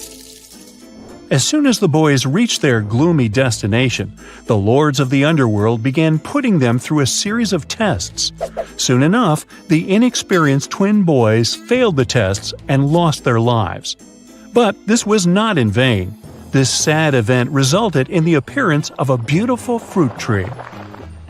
Soon enough, a young woman saw a beautiful fruit on this tree and reached up to pick it. Legend has it that soon after that, she gave birth to another set of twin boys named Hunahpu and Giza. Just like their ancestors, these twins were great ball players, but they were equally as loud, and the lords of the underworld became annoyed again. They decided to ask this pair of twins to come to play a game in the underworld, hoping to get rid of them too. When the twins arrived, the lord sent them through a number of frightening places. The first one was the House of Gloom, which was very dark. They then passed through the House of Knives, where they had to avoid getting injured. The twins then built a fire in the House of Cold, so that they didn't freeze, and ran through the House of Jaguars, where they tricked the animals into not eating them. Finally, they entered the House of Bats, where they seemed to have lost their luck.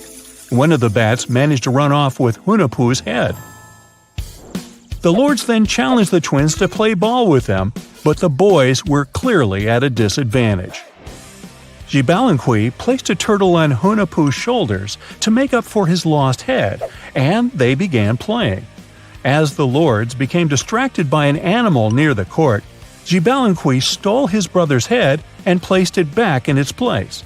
Much to the annoyance of the lords, the twins were now able to tie the game. Hunahpu and Giza continued to perform a series of tricks for the lords of the underworld. One of them involved Giza injuring Hunahpu and then bringing him back to life. The lords were so impressed by the twins' performance that they asked them to do the same trick on them. Of course, the twins agreed, but after performing their trick on some of the lords, they refused to revive them. Seeing what had happened, the lords of the underworld admitted defeat and begged for their lives, promising not to intervene in the lives of people ever again. Hunahpu and Giza were happy to have avenged their ancestors and gained the respect of the lords.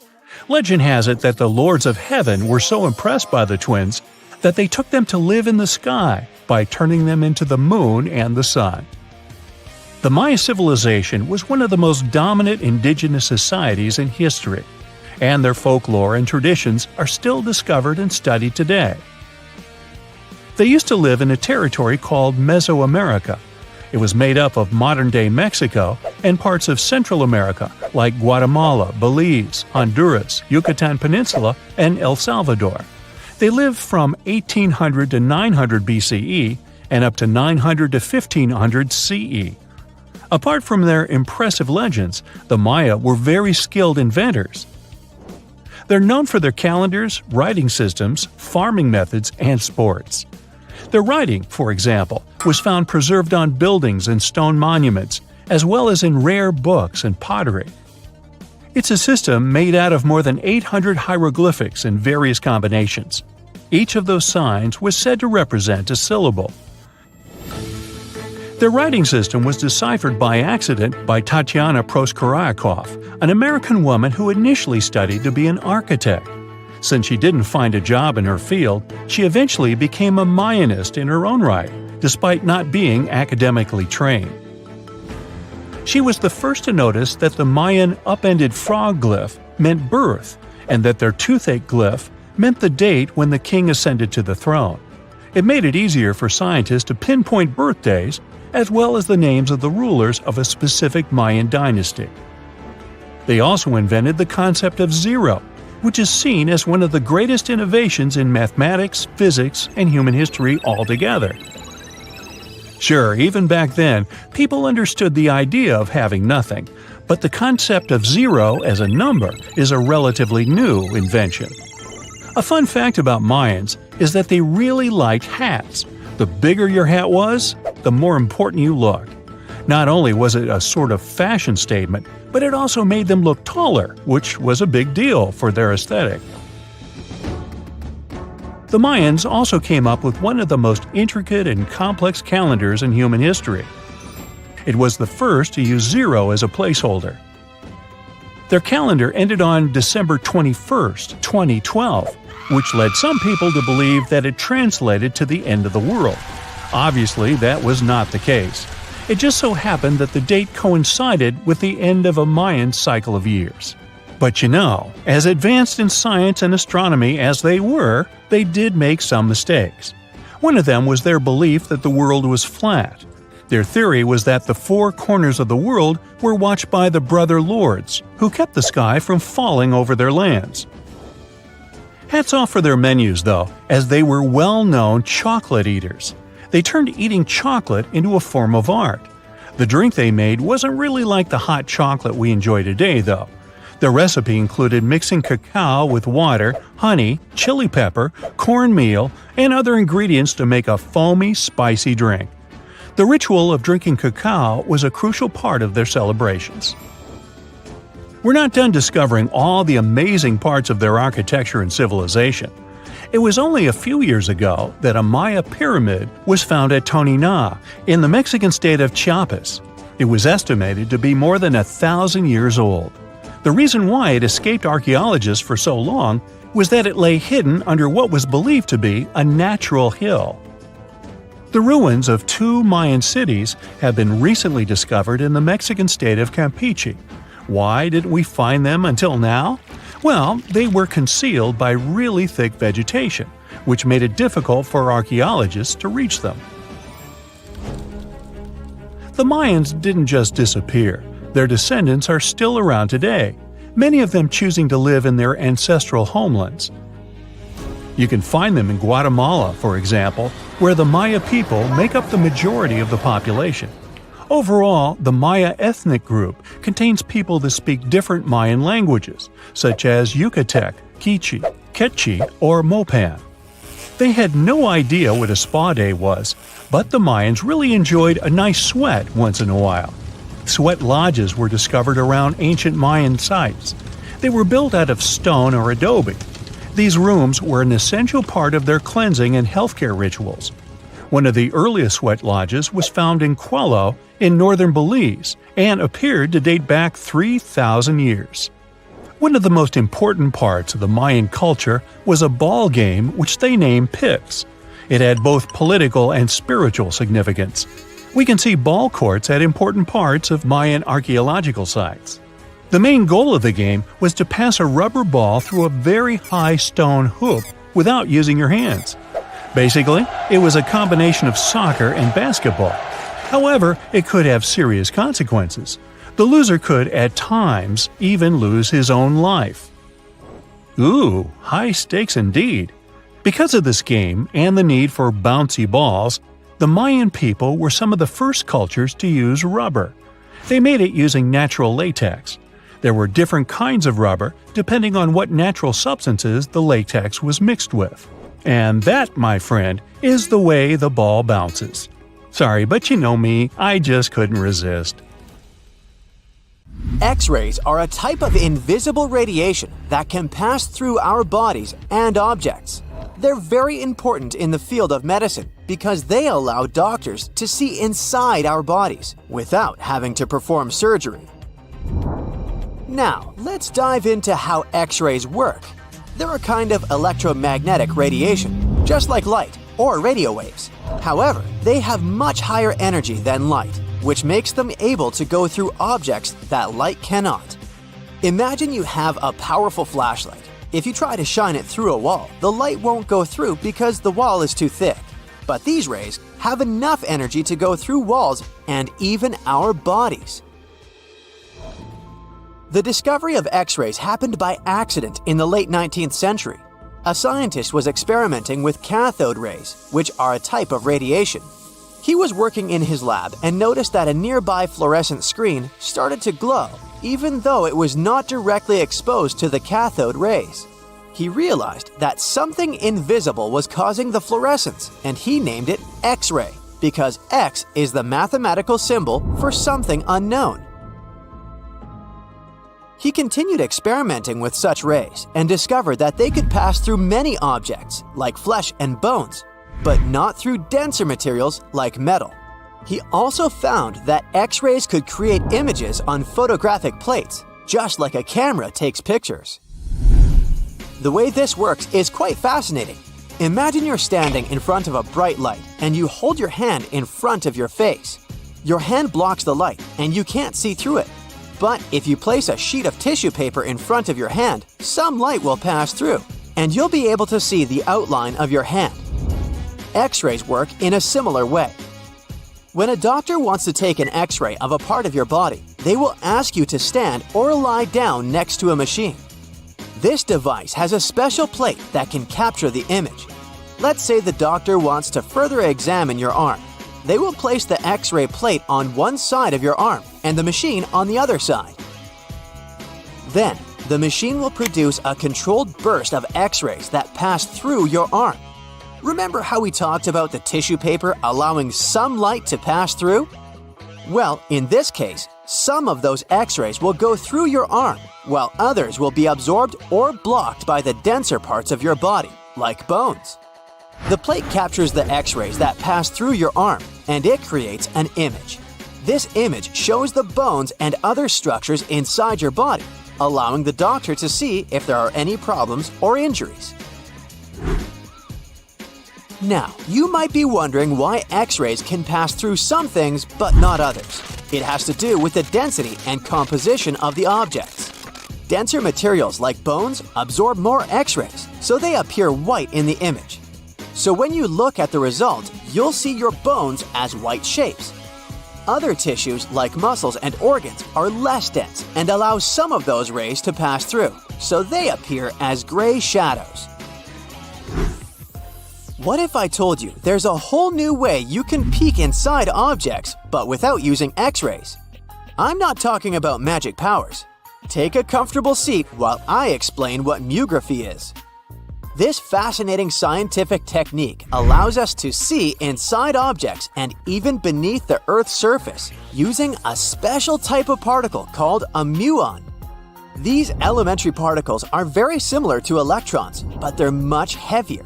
They are created high up in the Earth's atmosphere when cosmic rays, which are particles coming from space, collide with the air molecules. Now, muons are special because they can pierce through different materials. They can pass through rock, soil, and even buildings. Scientists realized this potential back in the 1950s when they were studying cosmic rays and noticed that some of the particles could pass through thick materials. The first muography experiments took place in the 60s. Specialists discovered that muons can be detected using special devices called muon detectors. These detectors are usually placed underground or in specially designed laboratories to shield them from other particles and background radiation. Now let's dive into how muography actually works. Imagine you have a large object, like a pyramid, a mountain, or even an ancient statue, and you want to see what's inside without damaging it. First, detectors are positioned around the object or in the area you want to examine. These detectors are sensitive to muons and can track their paths. When such a particle passes through a detector, it leaves a trace, like footprints in the sand. By collecting data from multiple detectors, scientists can reconstruct the paths. Here's where things get really cool. The Earth's atmosphere acts like a natural filter for muons. It turns out that the more massive an object is, the more particles it will block. So, if you have a large, dense object like a mountain, fewer muons will pass through it compared to a smaller, less dense object, like an empty box. This difference in the number of particles that reach the detectors can give us clues about what's inside the objects. Scientists use computer algorithms and mathematical techniques to analyze the data and create images. These images represent the density distribution of the object being studied. It's like creating a map that shows where the densest areas are and where there's gaps inside the object. The concept of muography is similar to using shadows to understand the shape and size of an object. Imagine you're standing in front of a bright light and you place your hand between the light source and a wall. You'll see a shadow of your hand on the wall. Based on the shape and size of the shadow, you can get an idea of what your hand looks like, even though you can't see it directly. This technique has been used to study various objects and structures. For example, scientists have used it to explore the inside of volcanoes and pyramids, and even to investigate the structure of mountains and the Earth's crust. With the help of this amazing technique, scientists have now uncovered new information about the Great Pyramid of Giza. They discovered something that had eluded tomb raiders for centuries. They found a hidden chamber. And guess what they named it? The Big Void. Yeah, I know, not the most creative name. They even used 3 different muon detection techniques just to be super sure that it was indeed a big, mysterious void inside the grandest pyramid of them all. Once news got out about this mind-boggling discovery, Egyptian authorities couldn't resist the temptation to explore further. So, they brought in an endoscope camera to confirm the existence of this epic void. So, they inserted a camera through one of the openings underneath the entrance, and voila! It revealed a corridor. More so, the corridor had a chevron ceiling. I can't help but imagine the ancient Egyptians using it as a cool dance floor. Another team of scientists decided to take another shot at scanning this newfound void. According to them, the Great Pyramid of Giza is a pioneer in the pyramid game. It used a technique called chevron to cover internal structures and keep them from collapsing. Now, why did the ancient Egyptians build this corridor and the grand void it leads to? One theory suggests that the corridor was built to relieve pressure inside the pyramid. Another theory says that the void could be a result of the pyramid's construction process. It could have been an internal ramp used to move roof blocks into position, and then it was left there or filled loosely with rubble. According to other enthusiastic explorers, there might be another burial chamber waiting to be discovered. They believe that the pyramids were built with a dash of randomness in the construction process. As the builders worked their magic, they realized that some chambers wouldn't be able to handle the weight of a majestic sarcophagus. So they made adjustments on the fly, creating new plans as they went along. Something strange is lurking beneath the sands of Giza, and scientists have no idea what it is. Archaeologists just found a hidden structure near the Great Pyramid using advanced ground scanning technology. What's inside? Nobody knows, but excavations are already underway. The Great Pyramid of Giza is one of the most famous monuments on Earth, but it doesn't stand alone. It's surrounded by an ancient necropolis, a massive royal graveyard filled with tombs and monuments. They belong to pharaohs, nobles, and other high-ranking officials. Most of these tombs are above the ground. They're called mastabas, rectangular, flat-roofed tombs built from limestone or mud brick, and they've been studied for decades. But from old movies, we know that these weren't simple graves. They have deep vertical shafts leading to underground burial chambers, where the past was sealed away for eternity.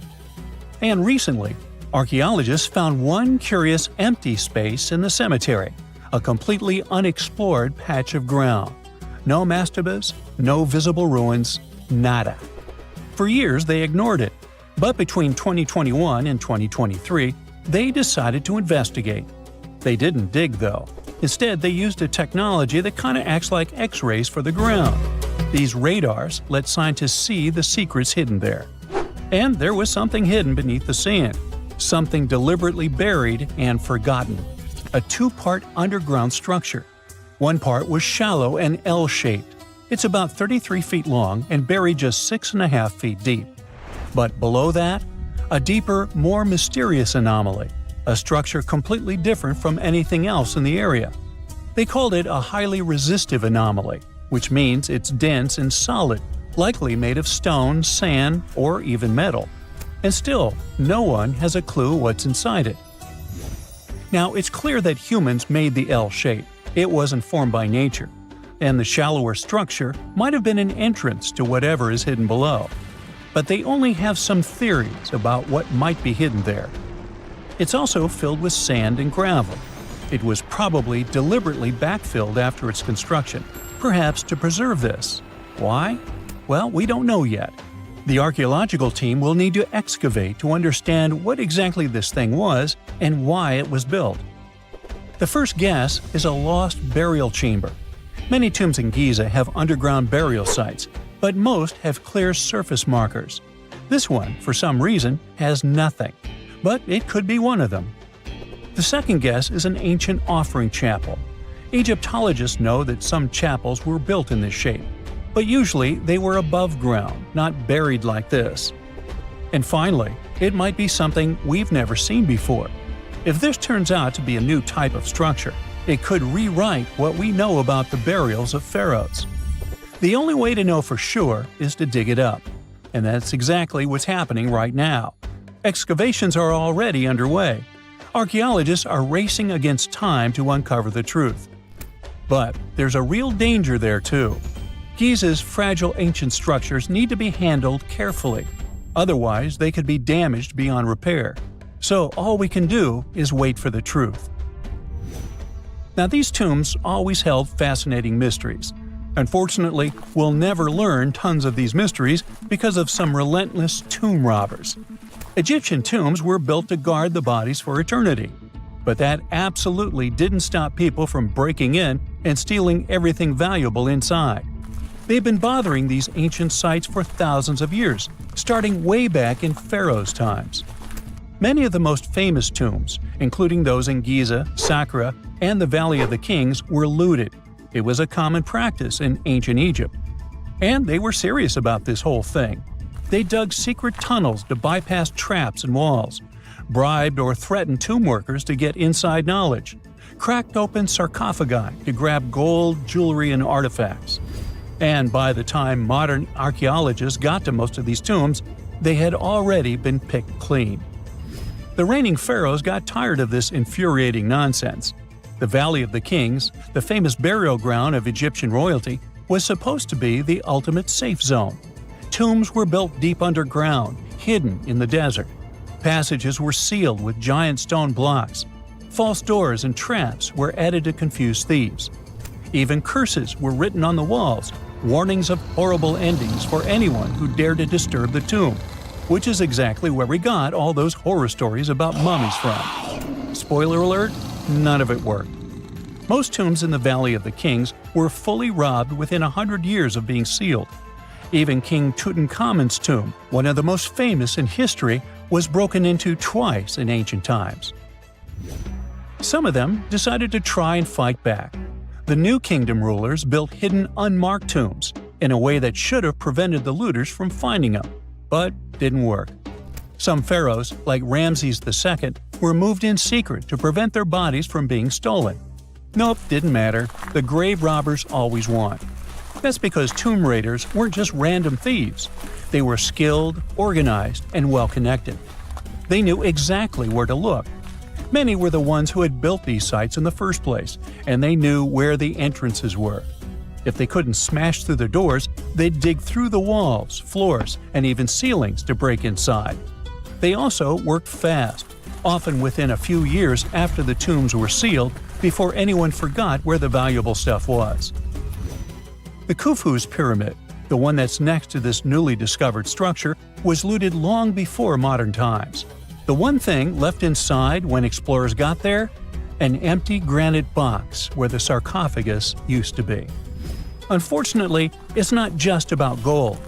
History itself gets stolen during these raids. Ancient Egyptians wrote detailed records of what exactly and where they buried. So when archaeologists compare these lists to what's found, they can see what's missing, which is often everything valuable. Most artifacts don't end up in museums. They just disappear into private collections, where they can never be studied again. Which is, of course, completely unfair. In fact, a few countries have had enough and started passing laws to take historical artifacts back from private collectors. In Italy, if you own an ancient Roman artifact, you must prove you got it legally.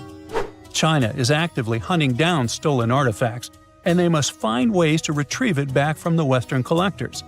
In Egypt, they passed new laws making it illegal for private citizens to own any ancient Egyptian artifacts at all. Other countries, like the US, the UK, Germany, or Switzerland, are completely fine with rich guys owning their history. The British Museum is built on looted things. European empires invaded half the planet and took whatever they wanted back home.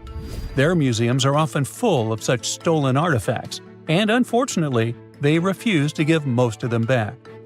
For example, the Rosetta Stone.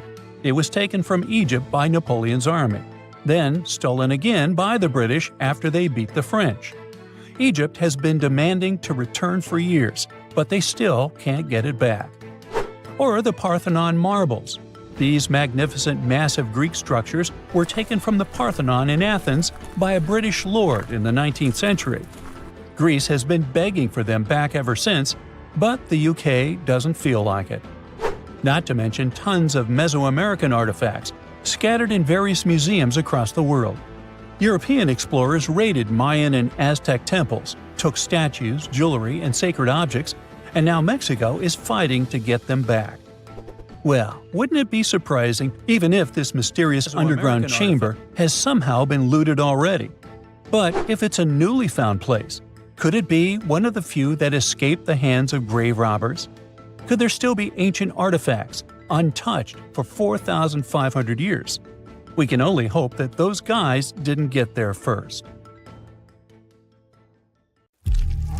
When you hear the word mummy, you might get a chill down your spine.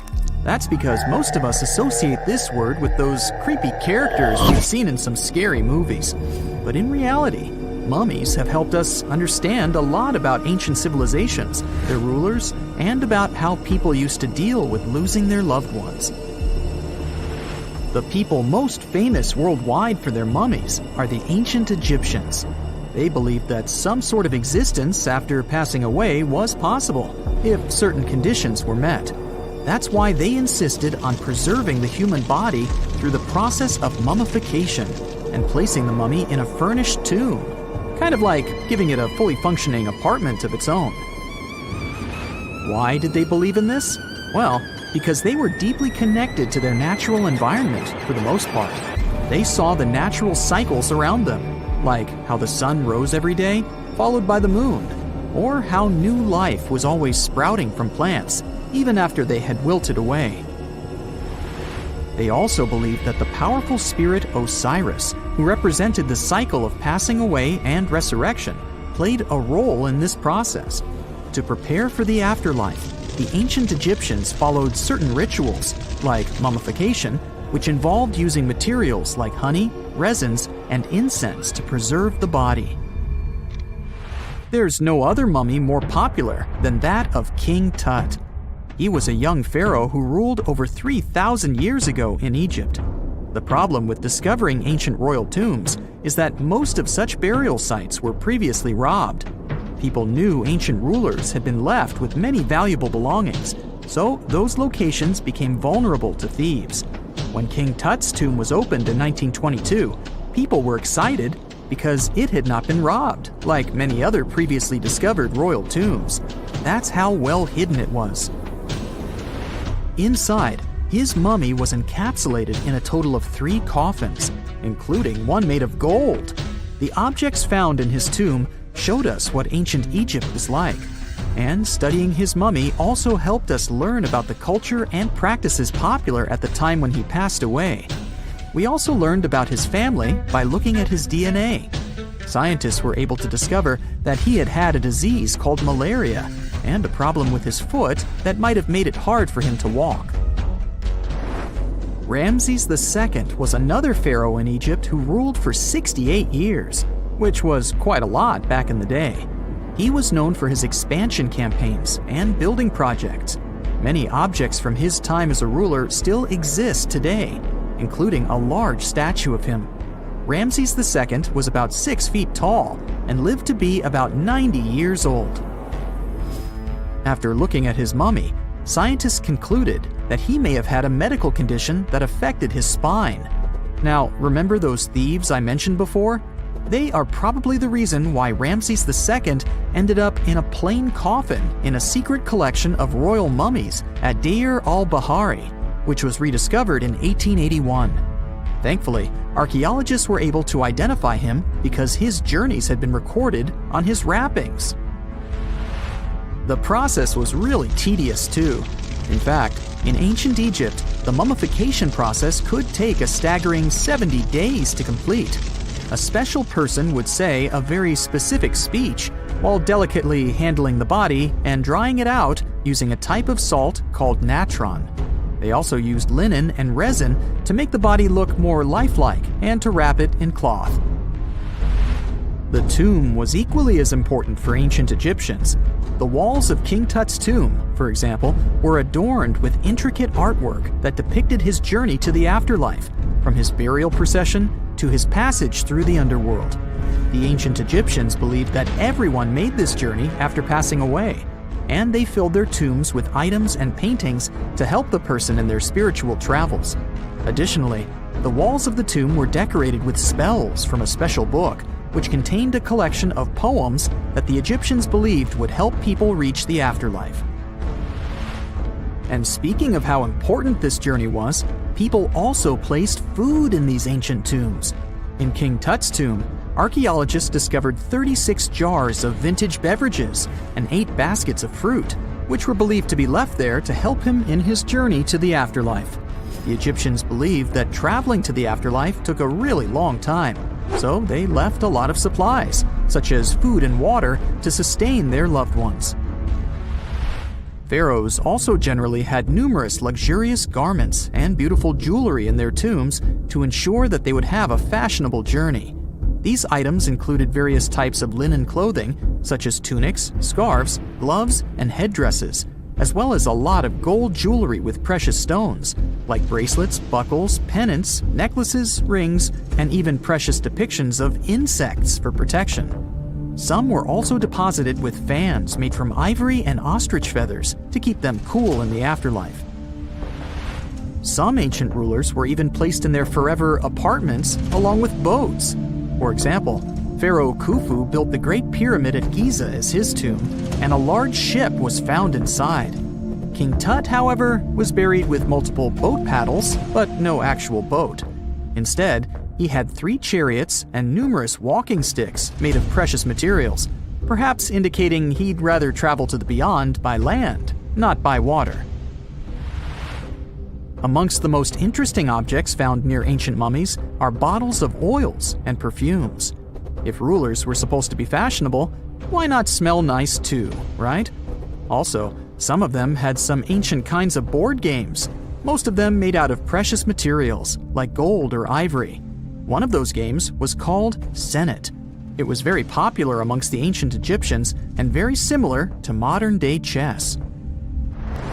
The ancient Egyptians may have the most famous mummies out there, but they weren't the first to invent the procedure.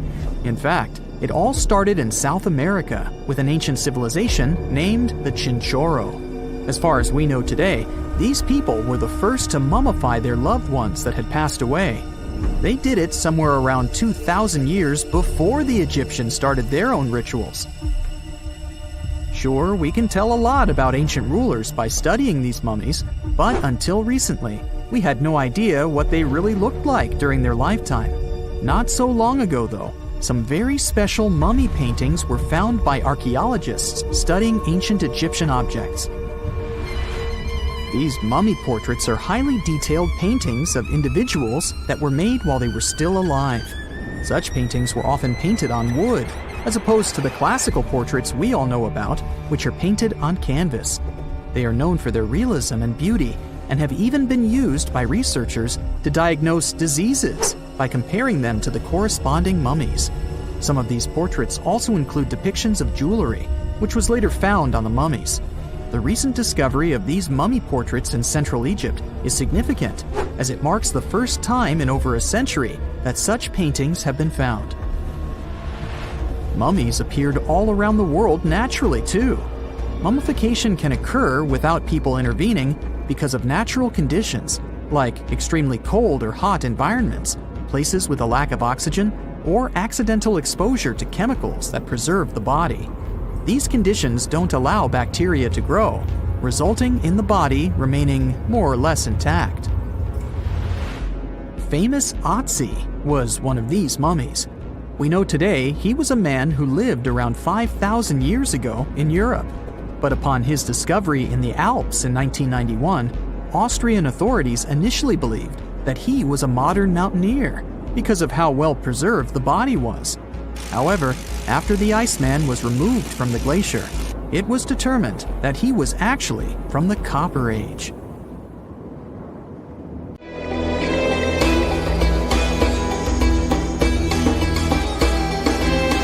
The Great Pyramid was created as the final resting place of ancient Egyptian monarch Khufu. According to legend, French leader Napoleon entered the Great Pyramid and came back out looking shaken and super pale. He never revealed what he saw inside, but whatever it was is said to have affected him for the rest of his life. When Napoleon entered the pyramid, he would have walked through a super tight and ascending passageway. He'd then go through another passageway, known as the Great Chamber. This corridor would have been much taller than the previous one, and would have cobbles too. He'd then reach the King's Chamber, the centerpiece of the Great Pyramid, which was lined with huge blocks of granite. But it wouldn't have looked as grand as we might imagine. There are no hieroglyphics decorating its walls, as Egyptians only began decorating the burial chambers of pyramids much later on.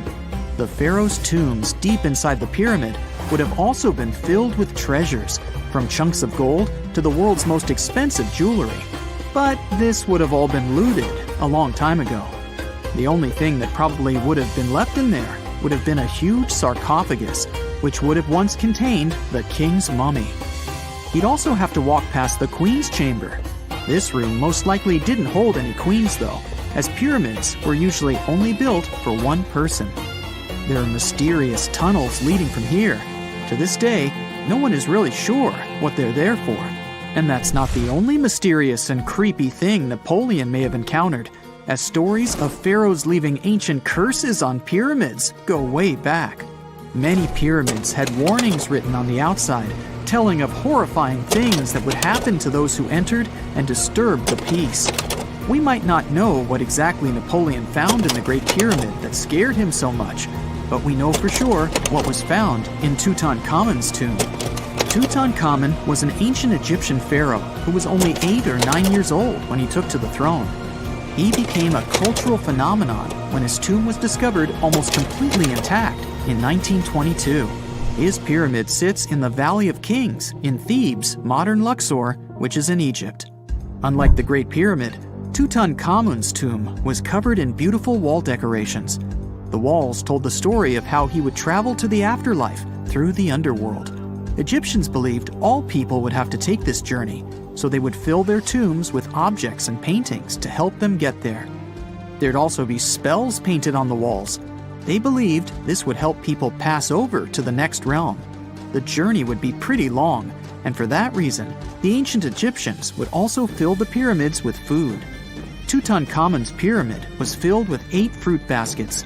They even found something called gingerbread fruit in there, The rooms were jam-packed with furniture, statues, clothes, and staffs, amongst a whole bunch of other things. You'd likely find a lot of clothes and expensive jewelry in the pyramids as well. The ancient Egyptians wanted their ancestors to travel in style to the afterlife. They put Tutankhamun in his final resting place with over 50 pieces of clothing, all of the highest quality. There were tunics, scarves, gloves, and headdresses, and a ton of jewelry. Bracelets, pendants, necklaces, rings, and scarabs for protection were all found inside. Each of them was made of gold or precious stones. There were also fans made of ostrich feathers to keep the old pharaoh cool in the hot Egyptian sun. But the temperature inside the pyramids never actually went above 68 degrees Fahrenheit. The ancient Egyptians developed a super cool air conditioning system that we don't fully understand even today. Tutankhamun's pyramid also contained 130 walking sticks made from ebony, ivory, silver, and gold to help him on his journey. There were 3 chariots hidden away in case he got tired of all the walking. They also put 11 boat paddles inside, but there was no sign of any boat. The pyramids would be littered with the pharaoh's favorite scents and perfumes. During the excavation of Tutankhamun's pyramid, it quickly became clear that it had been robbed during ancient times. There was damage to doors and traces of oils left in empty jars. It looks like someone raided the pyramid for gold and the scents, perfumes, and oils that had been left for King Tut. There was still a bit of perfume, which was made from coconut oil and frankincense, left in one bottle. It seems like Pharaoh Tutankhamun loved board games.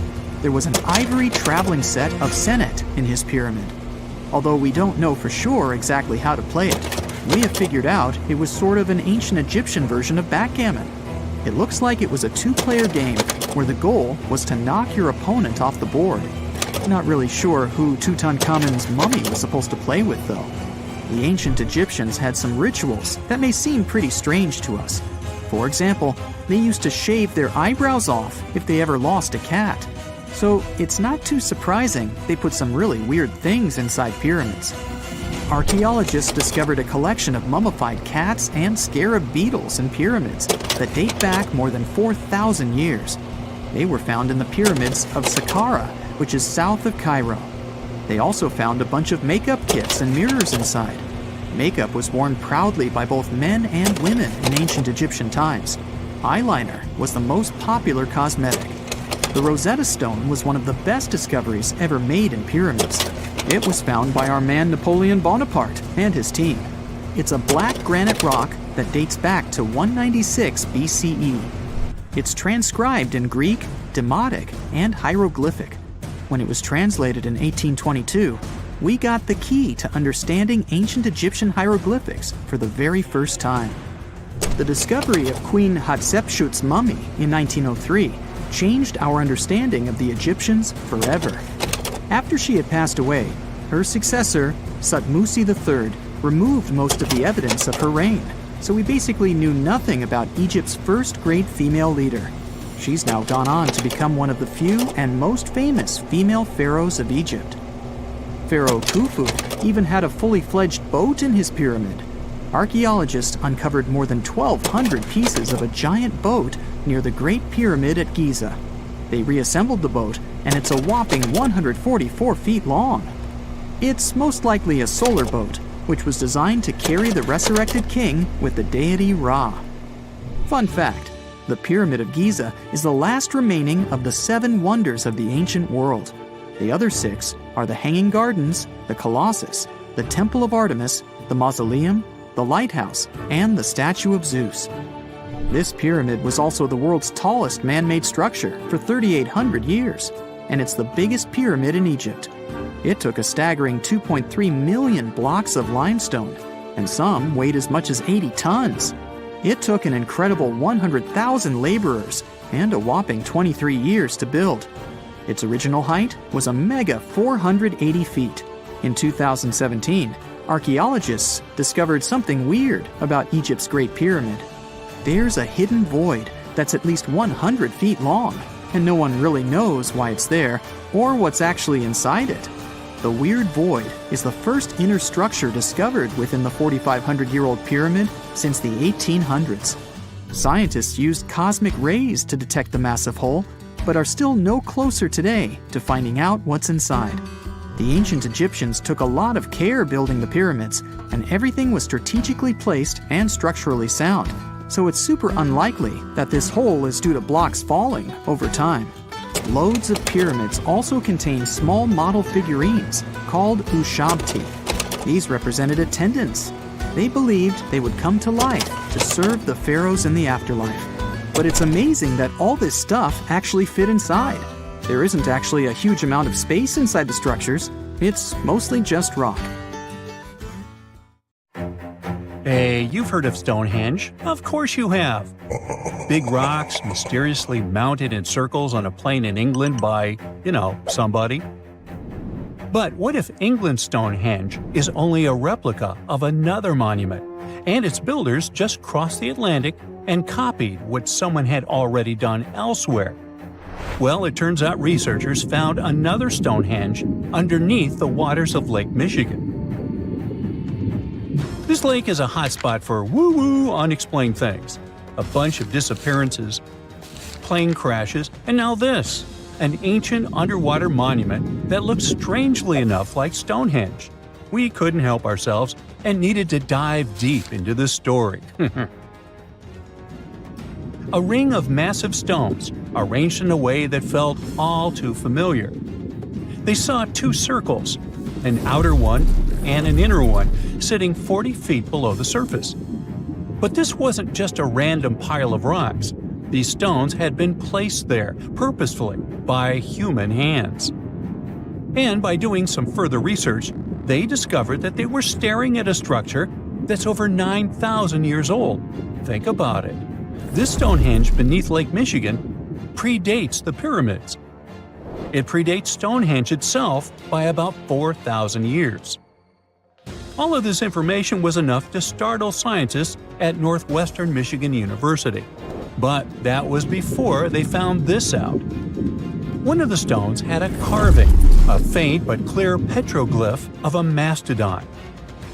Mastodons kind of look like the ancestors to our modern-day elephants, but they have been extinct on planet Earth since 10,000 years ago. So, whoever built this underwater Stonehenge needed to be alive at the same time these creatures roamed our planet. This discovery raised many questions among scientists. I mean, why on Earth would they go through all this trouble to lay rocks at the bottom of a lake? Well, first things first. Scientists believe that Lake Michigan had much less water back then than it does now. Second, it could have something to do with ancestral practices of First Nation people. There's one theory from a professor of the University of Michigan. He suggested that the stones formed a kind of prehistoric hunting trap. He believes that early hunters used the circular formation as a drive lane to herd large animals like the mastodons from the rock carvings we were just talking about. Once they got these huge animals into a tighter circle, they could be more easily hunted. But not everyone's convinced by this theory. Some believe the circle probably had a deeper spiritual purpose. According to local Native American tribes, like the Anishinaabe, stones are more than just rocks. They're living beings. They hold spiritual energy and represent a connection to the earth and all living creatures.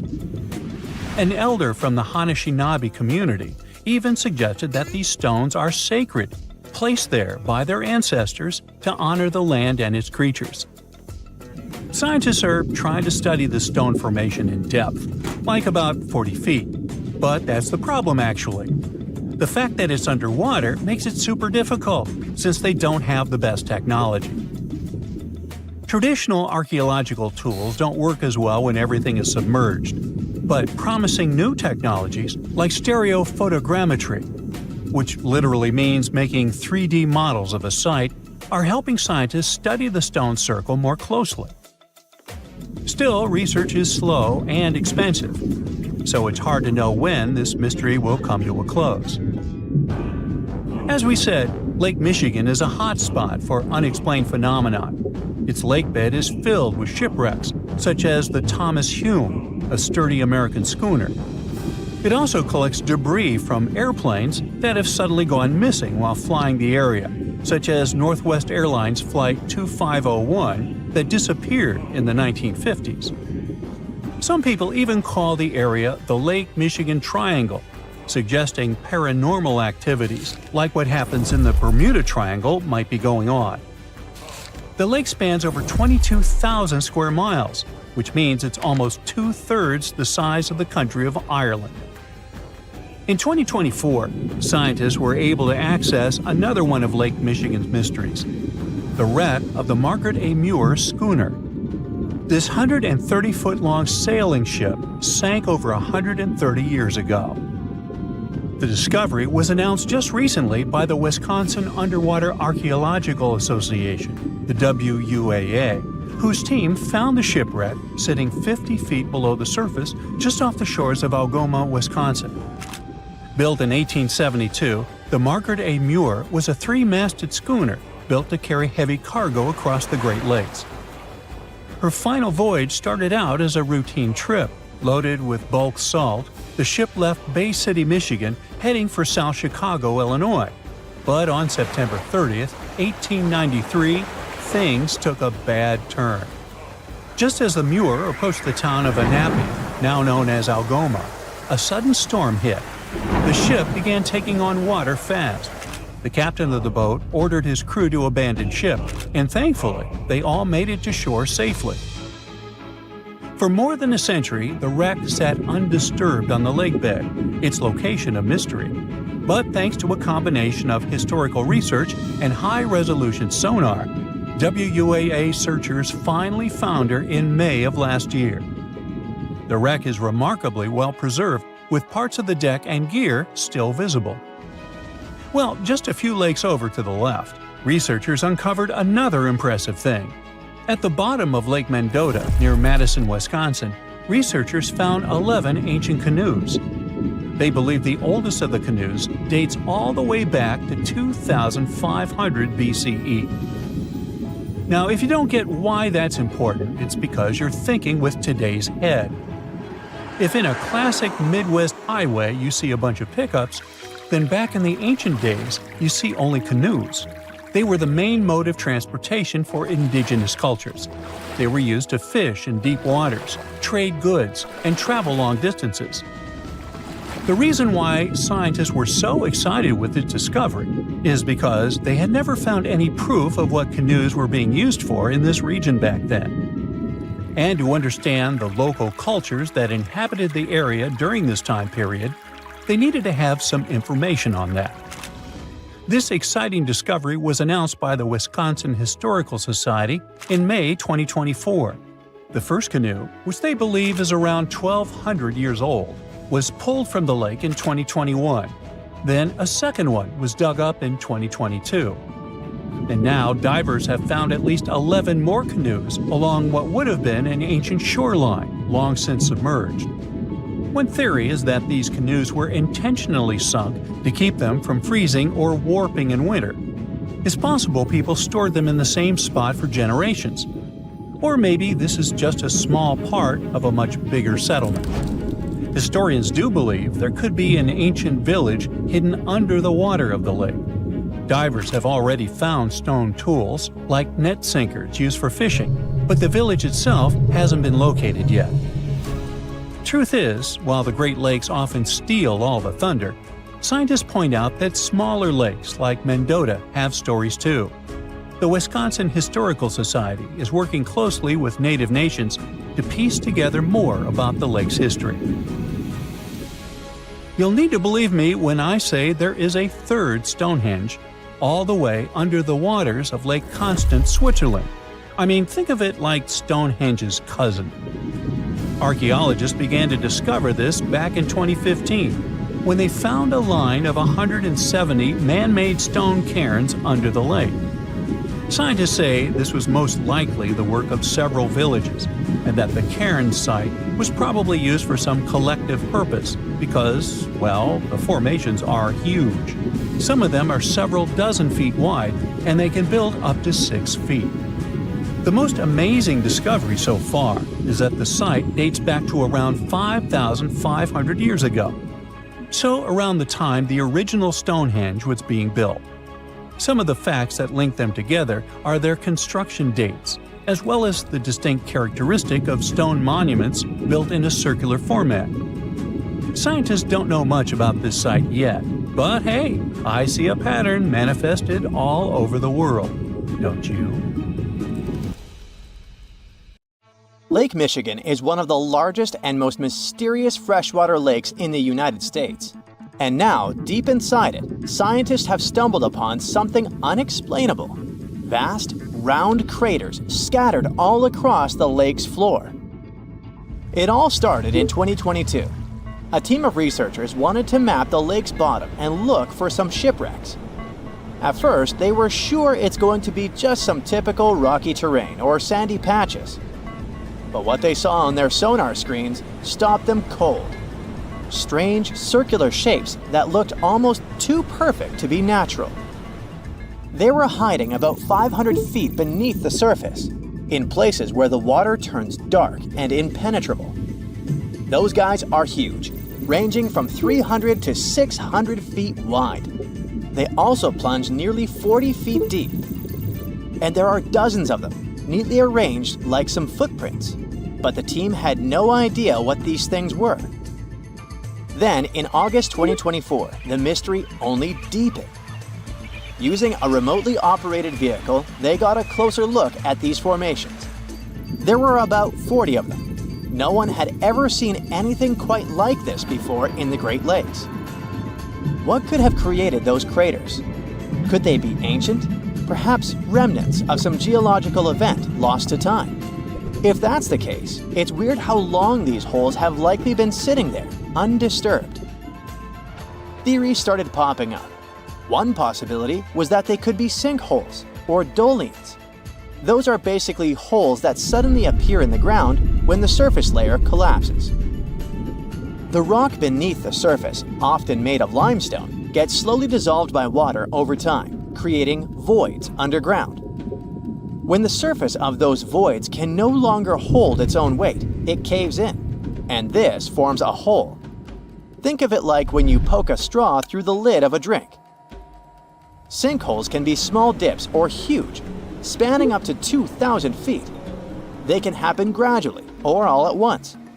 Sometimes they can swallow entire cars or even buildings. And Lake Michigan sits on limestone bedrock. It erodes pretty easily when water flows through it.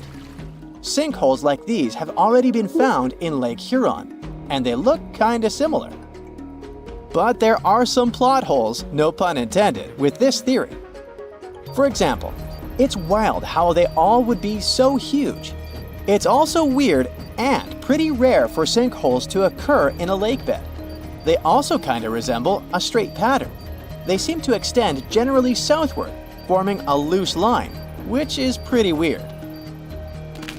If these are sinkholes, then they're definitely not playing the usual geological rules. Though it might be some new, unusual process at play beneath the lake's surface that we haven't discovered yet. There's another theory though: glaciers. Glaciers are wild rivers of ice. They covered much of the Earth during the last ice age, and they're incredibly powerful. While they might move slowly, sometimes only a few inches per day, they have such immense weight that they can reshape entire landscapes over thousands of years. Glaciers can grind and scoop the land beneath them. They're basically like colossal bulldozers. Their weight, combined with the slow but steady movement, grounds down everything beneath them: rocks, soil, even bedrock. This can create deep gouges in the Earth's surface, called glacial troughs. During the last ice age, there were lots of glaciers all over the northern US, including the Great Lakes region. If they moved across what is now Lake Michigan, they could have carved out these deep holes. Glaciers often move in a pretty straight path. As they move, they cause terrain to erode, but the resulting erosion varies based on terrain. Sometimes there are places where the bedrock is softer or fractured, and these places are more easily carved and crushed by the glacier. That could explain why some holes could be bigger and deeper than others. Harder bedrock is less affected. But usually this leads to rounded, crescent-shaped depressions known as chatter marks. Those marks are more like grooves rather than circular, big craters like those in Lake Michigan. Once the glaciers melted, the Great Lakes themselves formed. If the craters were formed by them, they may have filled with water, becoming part of the Michigan Lake. Though this theory is more like a speculation, so we need more evidence. But there's another layer to this mystery. The craters are not just curious geological formations. They actually may hold valuable clues about early life on Earth. Parts of Lake Michigan, especially dark ones, are relatively low in oxygen. It's like a lighter version of deep ocean environments that often have very little of this element. For example, hydrothermal vents deep in the ocean, underwater openings in the Earth's crust with some hot, mineral-rich water that are often very low in oxygen. But some organisms love places like these. For example, opossum shrimp. Teeny tiny shrimp-like creatures that love cold, deep waters.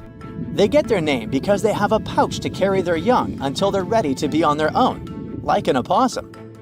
Or deep-water sculpin fish, small bottom-dwelling fish that also enjoys cold lakes.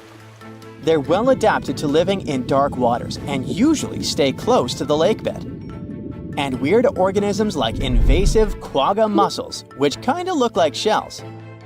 These are small freshwater mussels that have spread there to the Great Lakes. They attach themselves to hard surfaces and can cause problems for ecosystems by competing with native species for food and space. All these guys could be in Lake Michigan, and even more. There might be microbes or even bacteria that are specially adapted to these harsh conditions, just like it was in Lake Huron. There's only a handful of creatures that could survive deep within these craters, and studying them could give us insight into how life once flourished in Earth's ancient, oxygen-poor oceans. That's because it's in places similar to these, where some of the earliest life forms thrived. Early Earth had an atmosphere with little oxygen, although it was much more hot, and ancient microbes adapted to this. The Great Lakes, especially Lake Michigan, have always had a bit of a ghostly reputation. Like even this mission was organized to study the shipwrecks. There were about 6,000 of them in the Great Lakes. Many of these wrecks are still sitting on the lake beds, preserved by the cold, fresh waters. And shipwrecks aren't the only strange things tied to the Great Lakes. Over the years, there have been stories of unexplained disappearances. Boats and even planes have vanished without a trace. The lakes, often calm on the surface, can suddenly turn dangerous with unpredictable storms and massive waves, leading to these mysterious events. Not even mentioning all the creepy stuff people noticed there over the centuries, such as ghostly lights above water or bizarre weather patterns like eerie, sudden fogs that seem to appear out of nowhere. In 2007, they even discovered some prehistoric structure that looks like Stonehenge there. Well, it was way smaller, but still. It lay about 40 feet below the surface in the heart of Grand Traverse Bay, and it's speculated to be about 9,000 years old, way older than Stonehenge. Looks like this is a print of those who lived in the area thousands of years ago. These massive stones are arranged in a careful, winding pattern stretching over a mile. They range in size from basketballs to compact cars. But one, in particular, stands out. A boulder 3.5 to 4 feet tall, 5 feet wide. It's etched with the image of a mastodon, a creature that roamed the Earth about 11,000 years ago before it went extinct. It probably sank there during the end of the last ice age we mentioned. This period had reshaped the region. This place is underwater now, but back in the day, it was still dry land. So the stones were probably created by people who lived there, though we're not sure why. Were they used as hunting blinds? Or was it some sort of an ancient calendar? Who knows? Only about 15% of the Great Lakes floors have been explored. Now, scientists are gearing up for a deeper dive into this mystery, both literally and figuratively. They want to analyze the lake beds surrounding the craters, hoping that maybe something in the environment around them might have caused them to appear. They have initiatives like Lakebed 2030. These missions should map the entire underwater landscape. This would help us learn tons of interesting stuff about Lake Michigan and our planet's past. Who knows what other secrets these dark waters hide? Recently, scientists made an astonishing discovery that might solve Stonehenge's mystery. They found something hidden deep within the DNA of Stonehenge's sarsen rocks, the huge monolithic ones, and it might reveal why our Neolithic ancestors designed and built this thing in the first place. Over the years, scientists have been scratching their heads trying to figure out where the huge sarsen rocks came from. For years, they believed they came from a quarry just 15 miles away from the site, known as Marlborough Downs. At this site, they found similar minerals to the ones that make up the sarsen rocks. But it turned out there was more to this story than they thought. The understanding of how Stonehenge was built is always changing. Scientists need to really travel back in time to uncover its mysteries. Where did the rocks come from? How were they carried? Why was the site built? You see, the Stonehenge site, located at Salisbury Plain in England, is made up of two main types of stone. There are the super heavy sarsens and the lighter and smaller bluestones. The sarsens each weigh about 25 tons. That's as much as 3 African elephants stacked together. The heaviest sarsen stone, called the heel stone, weighs 30 tons all by itself. Together, the sarsens make that iconic outer ring circle. Inside that circle, that's where you'll find the bluestones. The naming might seem a bit misleading since they're not really blue. They have a bluish tinge to them when they are freshly broken, hence the name. These smaller rocks probably came from the Preseli Hills in southwest Wales, which is about 150 miles away from Stonehenge. They're a bit lighter than the sarsens, but still pretty heavy. The altar stone, which is classified as a bluestone, is the heaviest one, weighing around 6 tons. Its original location still isn't known for sure. To figure out where a rock came from, scientists first have to study their composition. This is like checking the rock's DNA. Then they cross-reference the structure of the rock with minerals in the soil to see if it's a match. Most of the sarsens we see around southern England are actually made of a type of sandstone known as silcrete. Think of silcrete as sand that's been hardened by underground water processes over millions of years. This process mostly happened during a period called the Paleogene, about 65 to 23 million years ago. These sarsen rocks didn't form in one big slab, but in patches, like nature leaving little rock gardens all over the place. Scientists reason the sarsens spread out randomly, forming in isolated pockets. Over time, many were buried under layers of clay and chalk, which helped preserve them. When ancient builders were on the lookout for materials, these sarsens must have looked perfect for something impressive like Stonehenge. Actually, sarsens have been used in everything, from Roman villas to medieval churches, and even in things like road curbs and old field walls. One could say these rocks were the it material for ancient builders, and continue to be popular even into more modern times. This fact made scientists start wondering that maybe not all sarsen stones that were used to build Stonehenge came from the same place. They've identified sarsen sites all over the UK, in places such as Oxfordshire and Kent. After hundreds of years of studying the sarsens, geologists finally had the right type of technology to determine the origin of the stones. Now, I wish I could tell you that it was some undisclosed location very far away from the site. But, as it turned out, the sarsens were originally from Westwoods, the forest near Stonehenge. A new factor came into play when excavations uncovered empty stone holes, showing that at least 6 bluestone pillars were removed from a Preseli Hills site called Wan Main in prehistory. They had a stone circle over there, and it's believed that some of Stonehenge's rocks were recycled rocks from this more ancient circle. If this is true, It might be that Stonehenge is part of a much larger landscape of ancient sites. If this is the case, then Stonehenge is just the cherry on top of a much larger scale project.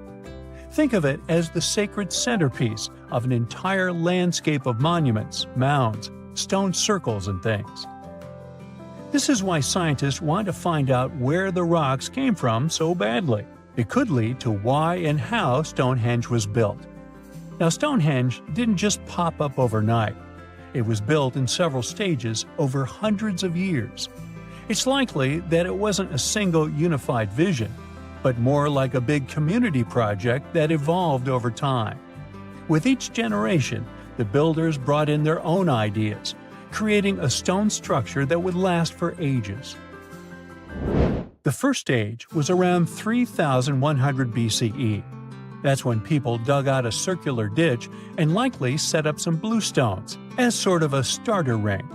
Later, they added the Sarsens and even topped some of them with horizontal stones to form those famous arches you see today, also known as the trilithons. These ancient builders had some challenges on their hands. How would they move the rocks? There's an old theory known as the ice road that suggests that the rocks were moved by natural icy pathways that formed during the winter. This way, they could slide the rocks down all the way to Stonehenge. But hey, if we're talking about a distance of over 100 miles, that's not too realistic. Anyways, this theory was debunked because it was warmer back then than it is today.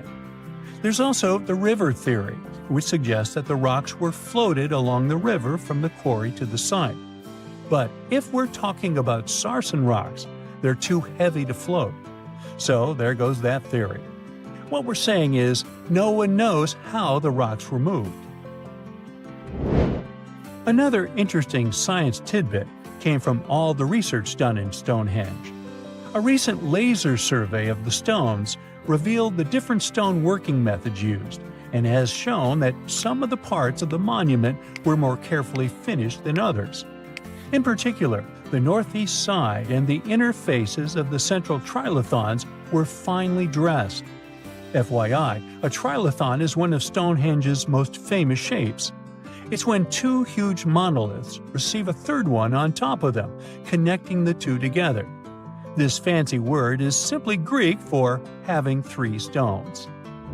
But anyways, the bigger question, and the reason Stonehenge is so famous, is why it was built in the first place.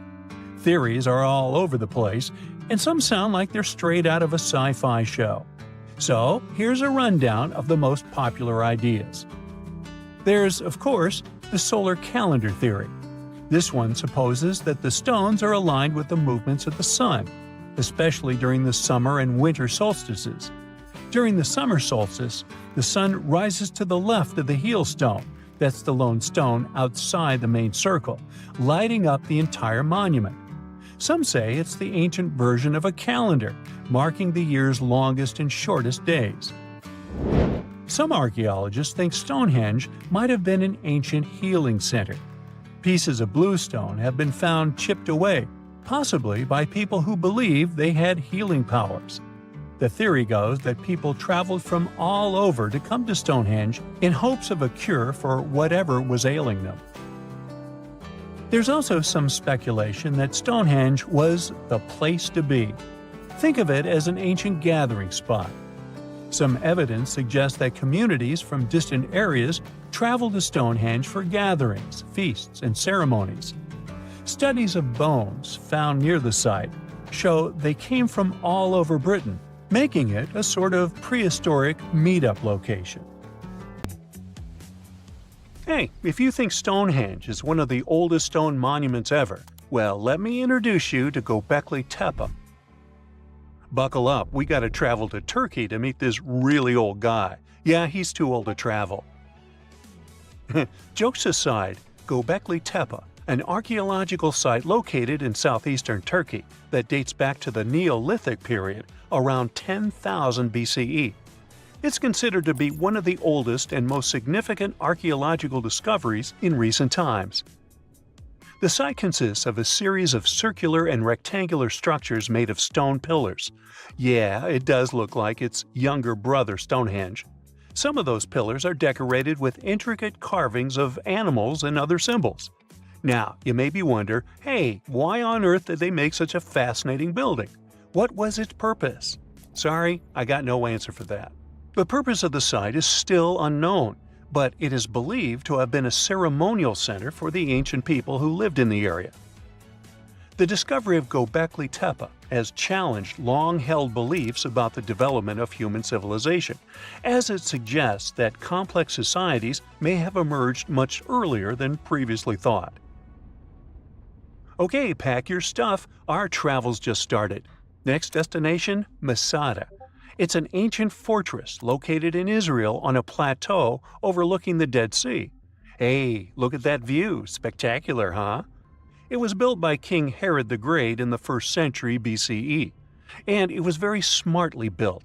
Within the fortress, there were various facilities such as storehouses, barracks, a palace, and a set of cisterns capable of holding approximately 40,000 cubic meters of rainwater. People living there believed that the collected runoff from a single day's rainfall could provide sustenance for over 1,000 individuals for a period of 2 to 3 years. Access to the fortress was limited to 3 steep and winding paths leading up to fortified gates. Still, at one point, the fortress was occupied by people who had fled Jerusalem after the city was captured by the Romans. They held out against the invaders for several months, but eventually they were defeated. But these guys didn't surrender. The story of Masada has become a symbol of resistance and bravery. Today, Masada is a popular tourist attraction and a UNESCO World Heritage Site. The next flight is going to be short. We're popping over to Egypt to see the Karnak Temple Complex. It's a vast ancient Egyptian temple complex located in the city of Luxor, Egypt. It was built over a period of 2,000 years and covers an area of more than 200 acres. The complex is dedicated to the worship of the deity Amun-Ra. Wait a minute, that should be Amun-Ra, and it was one of the most important religious centers in ancient Egypt. The Karnak Temple consists of several temples, chapels, and other buildings, including the Great Temple of Amun, the Temple of Khonsu, and the Temple of Ptah. Ptah! The Great Temple of Amun is the largest and most impressive temple in the complex, with massive columns, statues, and other decorations. One of the most famous features of the Karnak Temple complex is the Avenue of Sphinxes, which is a long avenue lined with Sphinx statues that leads from the entrance of the complex to the Great Temple of Amun. Another notable feature is the Hypostyle Hall, which is a massive hall with 134 columns that are over 70 feet high. The Karnak Temple Complex is a popular tourist attraction and a UNESCO World Heritage Site. It's considered one of the most important archaeological sites in Egypt and provides a fascinating glimpse into the religion and culture of ancient Egypt. Hey, we can't hop on the next flight and leave Egypt until we see the Pyramid of Djoser. It has another name, by the way. It's also known as the Step Pyramid. This ancient Egyptian site is located in Saqqara. It was built during the 27th century BCE for the pharaoh Djoser by his architect Imhotep, who is considered one of the most important figures in Egyptian history. People believe this pyramid is the first monumental structure built entirely of stone and is an important example of early Egyptian architecture. The pyramid originally stood at 203 feet tall and was surrounded by a complex of buildings and courtyards. It was constructed in 6 layers, each smaller than the one below it, giving it the distinctive step-like appearance. The pyramid was used as a burial place for Pharaoh Djoser and was surrounded by a vast necropolis that contained the tombs of many other important officials. The Grateful Dead? The Pyramid of Djoser has several renovations and additions over the centuries, including the addition of a limestone casing that covered the original step structure. However, much of the pyramid was destroyed over time, and today only the central core remains. Despite this, it remains an important archaeological site and a popular tourist attraction in Egypt. Alrighty, we're ready to move on. There's one more pretty recent discovery we gotta see today.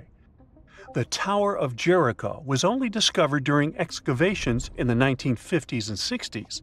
It's an ancient stone tower located in the city of Jericho in the West Bank.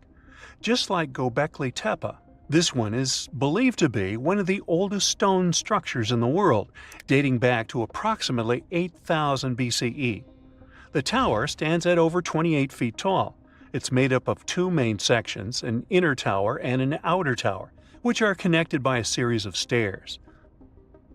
The purpose of the Tower of Jericho is not entirely clear, but it is believed to have served as a defensive structure or a watchtower.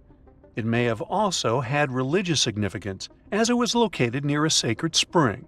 The Tower of Jericho is a significant archaeological site and has provided valuable insights into the early history of human civilization. It's open to visitors and is a popular destination for tourists interested in ancient history. Now, this ancient site even got attention from Netflix, and they made a movie where the action takes place in Mohenjo-Daro. This site was a major center of the Indus Valley civilization in present-day Pakistan. Mohenjo-Daro was one of the largest cities of the ancient world, with a population estimated to have been around 40,000 in its peak. Trust me, that must have been a crazy megalopolis back then. The city was notable for its advanced urban planning, with sophisticated drainage and sanitation systems, and its impressive architecture, including the Great Bath and the Granary.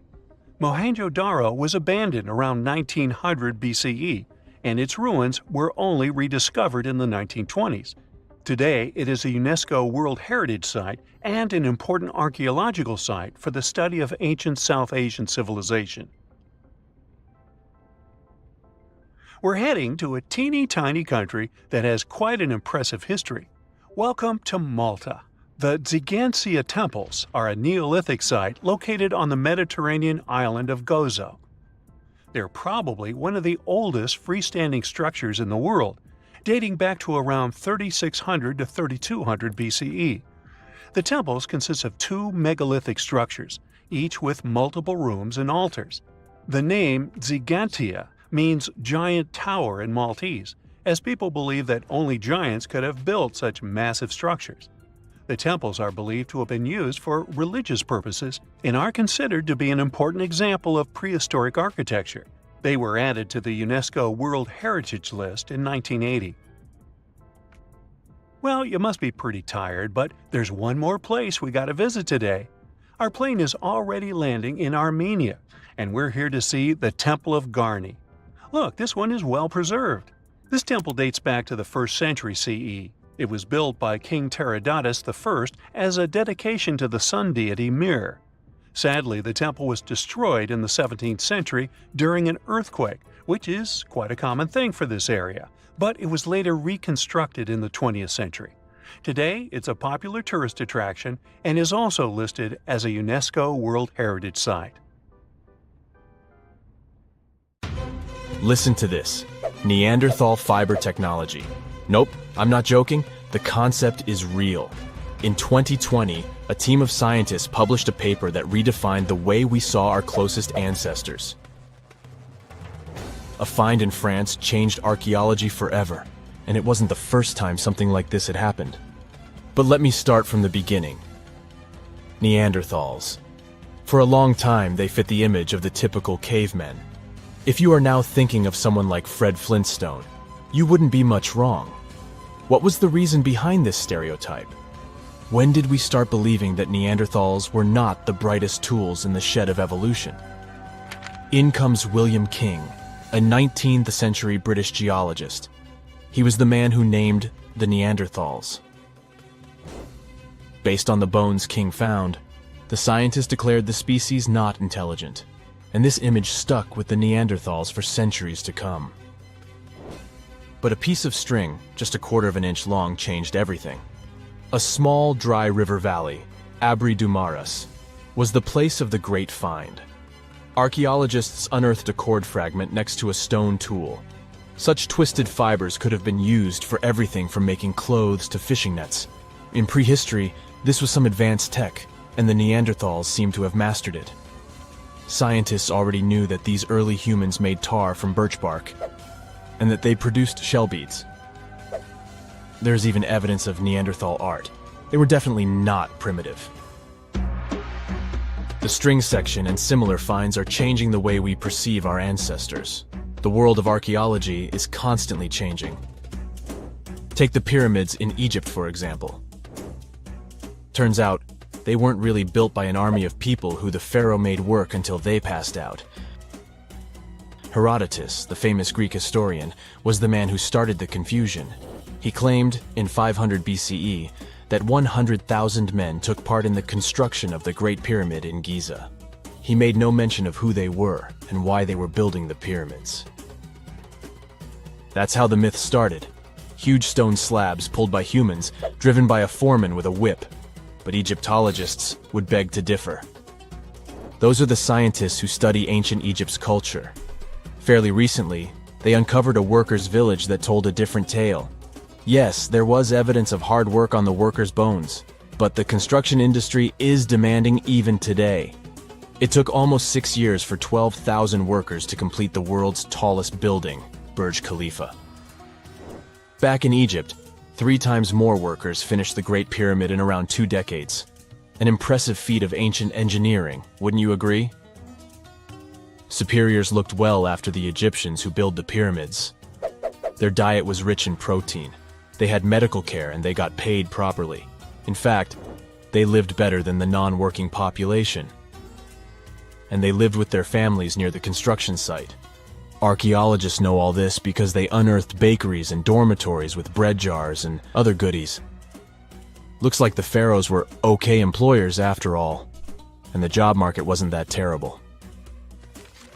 They also kept detailed papyrus records of the build and hieroglyphs. You and I wouldn't stand a chance of reading these letters that resemble images. Egyptologists had the same problem. For over a millennium, no one had used this type of font. And it's not like there was an English ancient Egyptian dictionary you could open and find meanings of words. But all this changed in 1822. A couple of decades before, the French found a broken slab of black granite.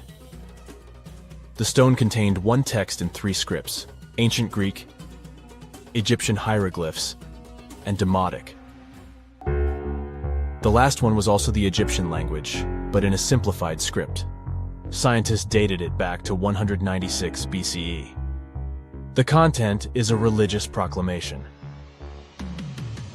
A French philologist and Orientalist, Jean-François Champollion, was the first one to crack the code. You see, people haven't forgotten ancient Greek letters. The Frenchman successfully matched the Greek letters with the ones in the Egyptian script. And voila, we were finally able to read hieroglyphs. The name of the piece of granite that made it all possible was the Rosetta Stone. The importance of its discovery went beyond archaeology. The word Rosetta Stone even entered the English dictionary. It represents a discovery that helps people understand an enigma that has been puzzling them for a long time. There are similar games. A symbol is attached to a particular message. Then you have to decode the message by replacing the symbol with a corresponding letter. In a nutshell, this is what scientists did with the Rosetta Stone more than 2 centuries ago. Do you know what is the oldest deciphered language in Europe? It has an unattractive name, Linear B. The script belongs to the Mycenaean Greek language. It predates the ancient Greek alphabet by several centuries. You can easily guess which script it is descended from. Linear A.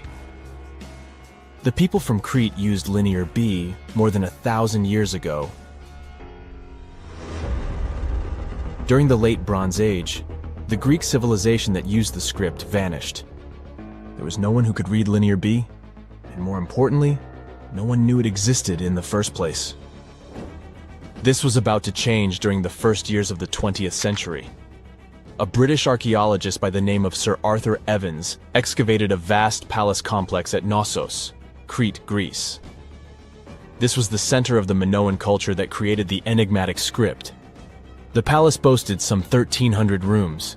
They had colorful paintings of dolphins, griffins, and bulls. All of these captivated the archaeologists' imagination. But their biggest find was at first overlooked.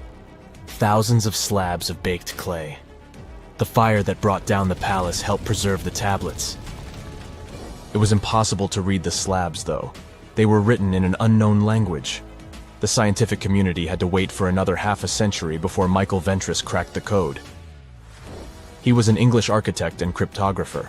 Ventris studied Greek and Latin. While attending the famous Archaeologists lecture, the young man decided to solve the puzzle of Linear B once and for all. He managed to do so in 1952. One of Ventris's most amazing discoveries was that the script was an archaic form of Greek. But cryptology still hasn't solved the code of Linear A.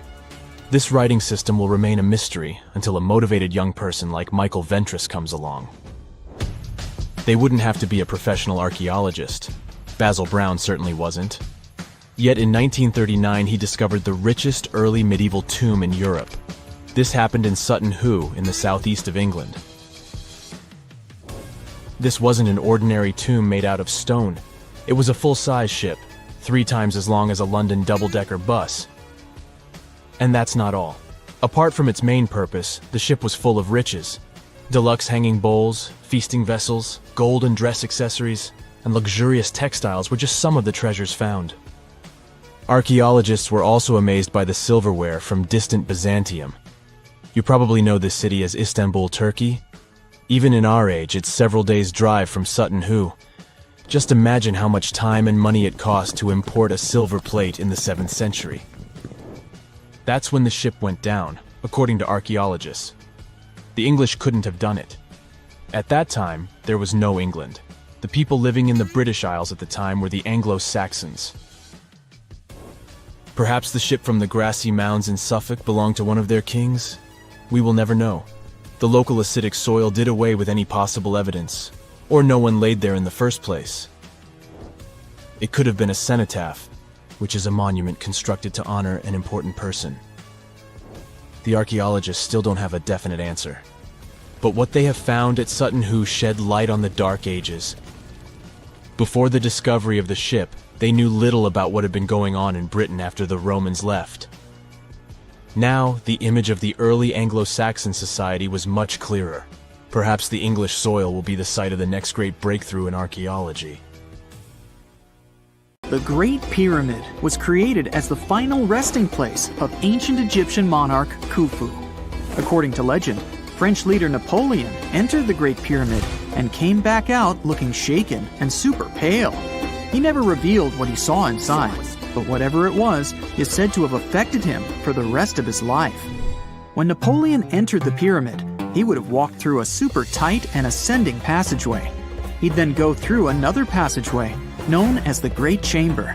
This corridor would have been much taller than the previous one, and would have cobbles too. He'd then reach the King's Chamber, the centerpiece of the Great Pyramid, which was lined with huge blocks of granite. But it wouldn't have looked as grand as we might imagine. There are no hieroglyphics decorating its walls, as Egyptians only began decorating the burial chambers of pyramids much later on. The pharaohs' tombs deep inside the pyramid would have also been filled with treasures, from chunks of gold to the world's most expensive jewelry. But this would have all been looted a long time ago. The only thing that probably would have been left in there would have been a huge sarcophagus, which would have once contained the king's mummy. He'd also have to walk past the queen's chamber. This room most likely didn't hold any queens though, as pyramids were usually only built for one person. There are mysterious tunnels leading from here. To this day, no one is really sure what they're there for. And that's not the only mysterious and creepy thing Napoleon may have encountered, as stories of pharaohs leaving ancient curses on pyramids go way back. Many pyramids had warnings written on the outside, telling of horrifying things that would happen to those who entered and disturbed the peace. We might not know what exactly Napoleon found in the Great Pyramid that scared him so much, but we know for sure what was found in Tutankhamun's tomb. Tutankhamun was an ancient Egyptian pharaoh who was only 8 or 9 years old when he took to the throne. He became a cultural phenomenon when his tomb was discovered almost completely intact in 1922. His pyramid sits in the Valley of Kings in Thebes, modern Luxor, which is in Egypt. Unlike the Great Pyramid, Tutankhamun's tomb was covered in beautiful wall decorations. The walls told the story of how he would travel to the afterlife through the underworld. Egyptians believed all people would have to take this journey, so they would fill their tombs with objects and paintings to help them get there. There'd also be spells painted on the walls. They believed this would help people pass over to the next realm. The journey would be pretty long, and for that reason, the ancient Egyptians would also fill the pyramids with food. Tutankhamun's pyramid was filled with 8 fruit baskets. They even found something called gingerbread fruit in there. The rooms were jam-packed with furniture, statues, clothes, and staves, amongst a whole bunch of other things. You'd likely find a lot of clothes and expensive jewelry in the pyramids as well. The ancient Egyptians wanted their ancestors to travel in style to the afterlife. They put Tutankhamun in his final resting place with over 50 pieces of clothing, all of the highest quality. There were tunics, scarves, gloves, and headdresses, and a ton of jewelry. Bracelets, pendants, necklaces, rings, and scarabs for protection were all found inside. Each of them was made of gold or precious stones. There were also fans made of ostrich feathers to keep the old pharaoh cool in the hot Egyptian sun. But the temperature inside the pyramids never actually went above 68 degrees Fahrenheit. The ancient Egyptians developed a super cool air conditioning system that we don't fully understand even today. Tutankhamun's pyramid also contained 130 walking sticks made from ebony, ivory, silver, and gold to help him on his journey. There were 3 chariots hidden away in case he got tired of all the walking. They also put 11 boat paddles inside, but there was no sign of any boat. The pyramids would be littered with the pharaoh's favorite scents and perfumes. During the excavation of Tutankhamun's pyramid, it quickly became clear that it had been robbed during ancient times. There was damage to doors and traces of oils left in empty jars. It looks like someone raided the pyramid for gold and the scents, perfumes, and oils that had been left for King Tut. There was still a bit of perfume, which was made from coconut oil and frankincense, left in one bottle. It seems like Pharaoh Tutankhamun loved board games. There was an ivory traveling set of senet in his pyramid. Although we don't know for sure exactly how to play it, we have figured out it was sort of an ancient Egyptian version of backgammon. It looks like it was a 2-player game where the goal was to knock your opponent off the board. Not really sure who Tutankhamun's mummy was supposed to play with, though. The ancient Egyptians had some rituals that may seem pretty strange to us. For example, they used to shave their eyebrows off if they ever lost a cat. So it's not too surprising they put some really weird things inside pyramids. Archaeologists discovered a collection of mummified cats and scarab beetles in pyramids that date back more than 4,000 years. They were found in the pyramids of Saqqara, which is south of Cairo. They also found a bunch of makeup kits and mirrors inside. Makeup was worn proudly by both men and women in ancient Egyptian times. Eyeliner was the most popular cosmetic.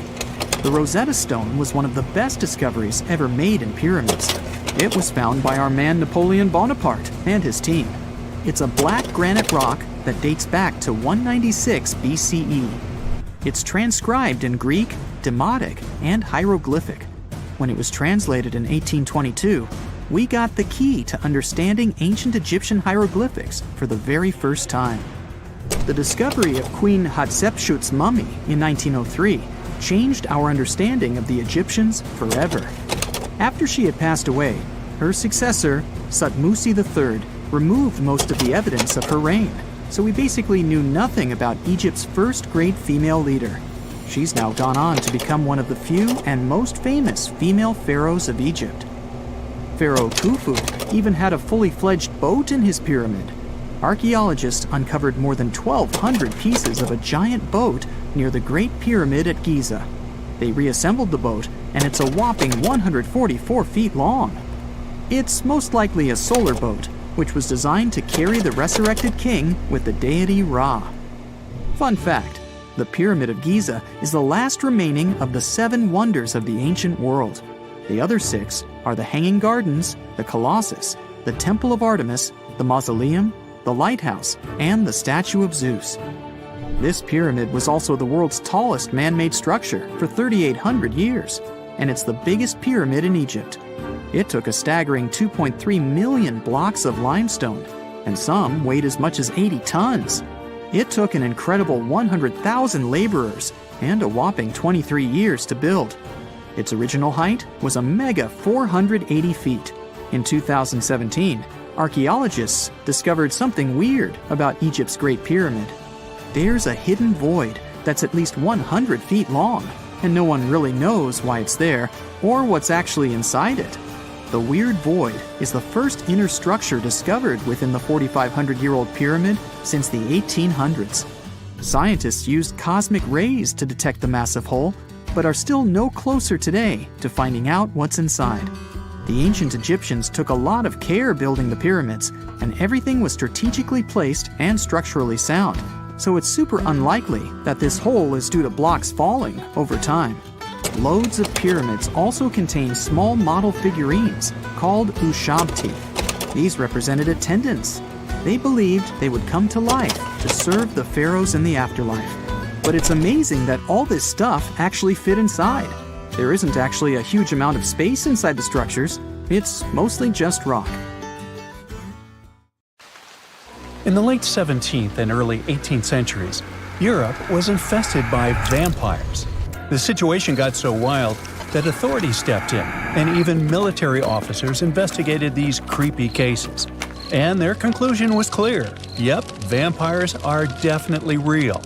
Now, we're talking about a long time before Dracula showed up in books and movies.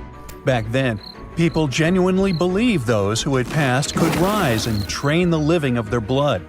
Tragically, their victims would not survive the encounter. But vampires didn't stay at rest. Instead, they continued walking, interacting among the living and infesting villages. These beliefs spread rapidly, causing panic across regions. It all kicked off in Eastern Europe, specifically Serbia. Villagers started panicking after mysterious passings occurred one after another. Take the story of Petar Blagojevic, a Serbian peasant who passed in 1725. Shortly after his burial, villagers claimed that Petar returned, knocking on doors and asking for shoes or food. Sounds harmless, right? Well, not really. Within days, those villagers began mysteriously passing away too. 9 people perished in total. Everyone freaked out, insisting Petar was responsible, as if he managed somehow to come back from the grave at night to feast on the living. Eventually, authorities dug up Petar's body to see what was going on. They wanted to check if there were any signs that he was still alive. So they looked closely at his hair, beard, and nails to see if they had grown. And they actually had. In fact, there was no sign of decomposition at all. His body looked fresh. Then they found something even weirder. There was some blood around his mouth. And that was enough for people to say, see, he's definitely a vampire. Then came Arnold Paoli, arguably the most infamous vampire of them all. He was a soldier who lost his life after falling off a hay wagon and breaking his neck. But there was something strange about it. Before that tragic event, Paoli claimed he had been bitten by a vampire once. Luckily, he said he cured himself by eating soil from the vampire's grave and smearing himself with its blood. Sorry, not exactly dinner table talk, eh?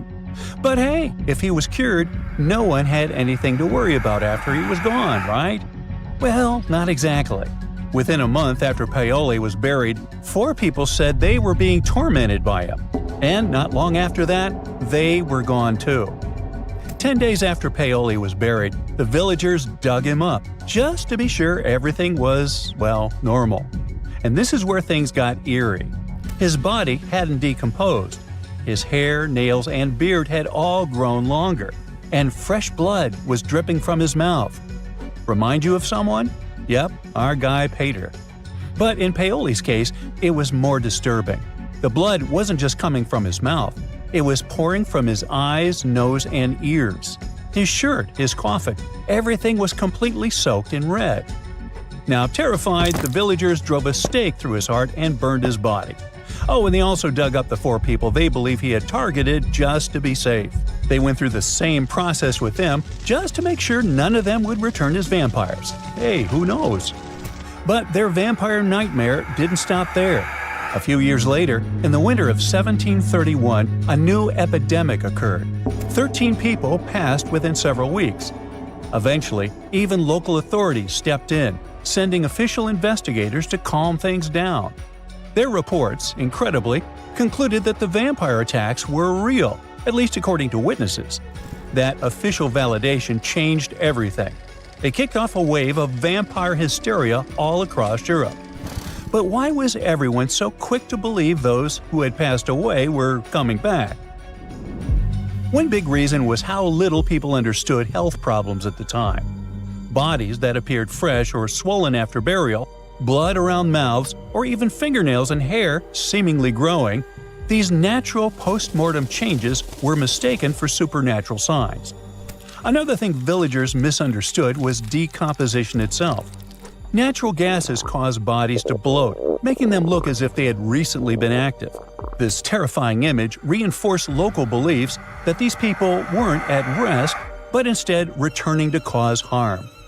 Plus, under certain circumstances, the decomposition process can be delayed for a long time. One reason this can happen is because of something called saponification. This is a natural process that happens when a body is buried in a cold and damp place, exactly like in some parts of Eastern Europe. In this kind of environment, the fat in the body can turn into a waxy soap-like substance. This wax covers the body and helps stop it from rotting. Okay, but how to explain the nails and hair growing? It's more like an optical illusion, not real growth. Now what happens is that the skin dries out and pulls back a little. When the skin shrinks like that, it makes things like stubble on the chin or fingernails look longer than they were before. But that's not the case. And what about the blood? Well, it turns out science has an explanation for that too. How long blood stays liquid after someone passes depends a lot on the surrounding temperature. In colder places, it can stay fluid for days. So if a body was dug up, there's a good chance they'd still find liquid blood in the veins. It might have looked strange, even scary, but it was just the cold doing its thing and slowing everything down. Medical researchers today believe that many so-called vampire symptoms match up with conditions like rabies. Back then, most people in these communities kept animals around, and villages were usually near forests full of wildlife. And there's still no truly effective cure for rabies. This condition can cause things like insomnia, aggression, biting, and even a fear of water, which lines up closely with the way vampires were described. So it turns out all these supposed supernatural events had logical explanations. Today, we might make fun or roll our eyes at the idea of real vampires roaming around Eastern Europe. But back then, those fears were taken very seriously. Whole communities were thrown into panic. There are plenty of documented cases where families dug up their loved ones and removed their hearts, all because they believed the person was a vampire behind the strange things happening to the rest of the family. And newspapers across the continent picked up these stories, spreading the fear far beyond where it all started. What's wild is that stories about blood-sucking creatures didn't just show up in Europe. Similar myths popped up across different continents and time periods. In the Philippines, for example, there is the Manananggal, a flying creature that splits in half. In Chile, they've got the peyote, a shape-shifting being that drains blood. And in Australia, some indigenous tribes told stories of the Yaramayahu, a little red creature that drops out of trees and drinks your blood with suckers on the ends of its hands and feet. How cute. Well, back in Europe, the hysteria faded by the late 18th century, thanks to growing medical knowledge. But as you know, the legend never really went away. It just shifted into literature and gave rise to famous characters like Dracula. The author, Bram Stoker, was inspired by stories that had been going around since the 1700s. But he turned them into romanticized fictional monsters. You know, sharp teeth, pale skin, black clothes, that whole thing. And that was different from what the villagers believed they were dealing with. And, in a way, those frightened villagers weren't completely wrong. Something was draining those people's lives. But it wasn't vampires. It was just misinformation mixed with a whole lot of imagination running wild. So, next time you see a vampire movie or read a scary story, remember that behind the fiction lies a fascinating truth. A real wave of fear, confusion, and panic that swept Europe nearly 300 years ago, leaving a chilling legacy that still fascinates us today.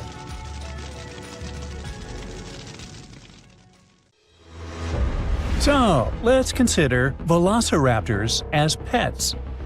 Yeah, walking your dino in the park, playing fetch, and we probably could have it now if it hadn't been for those pesky asteroids. To be fair, we ended up with mammals, which, let's face it, it was a pretty solid trade. But here's the big question. Why didn't reptiles make a grand comeback? Why did mammals rise instead? The answer, believe it or not, involves fungi.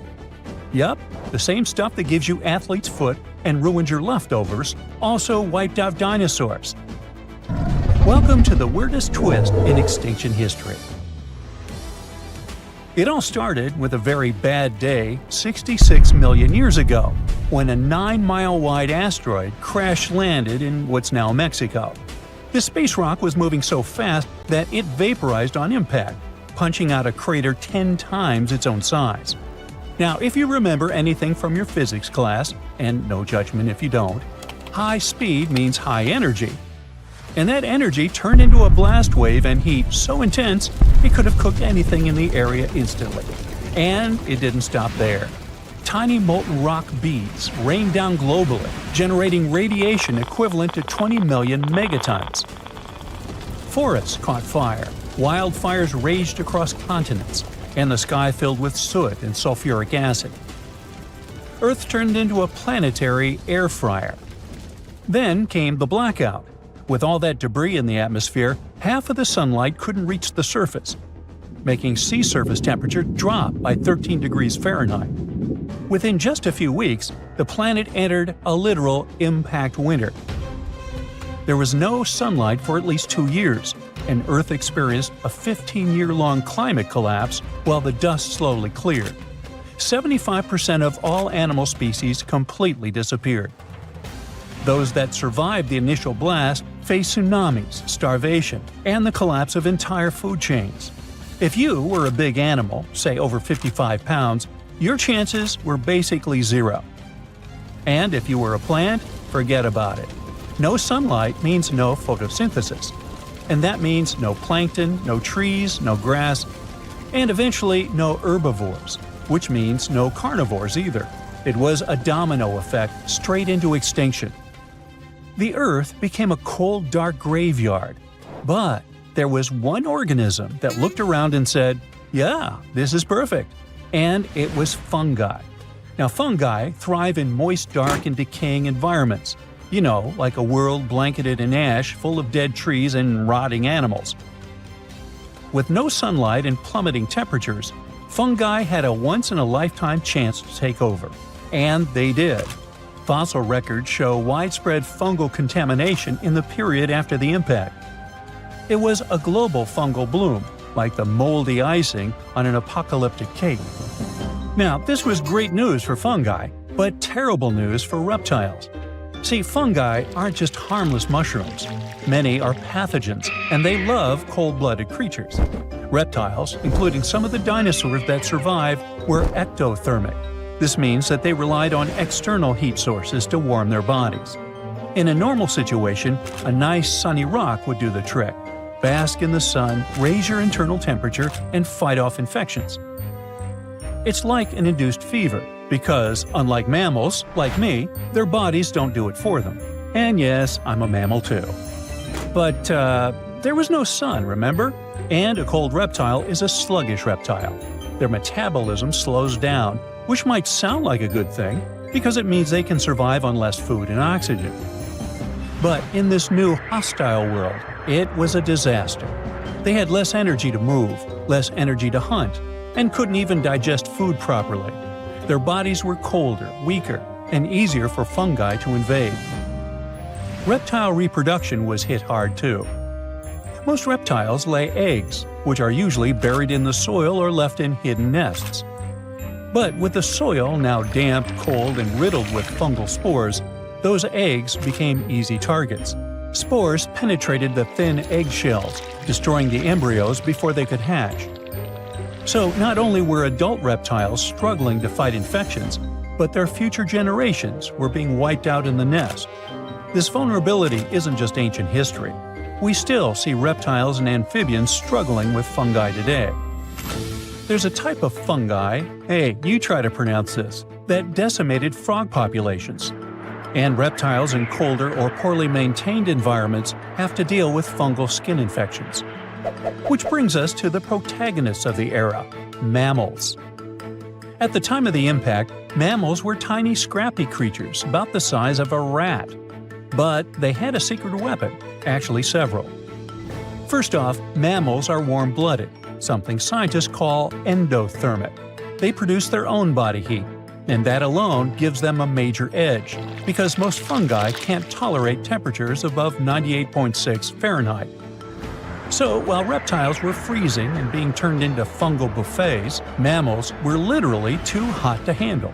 Their warm bodies acted like natural shields against infection. And then there's reproduction.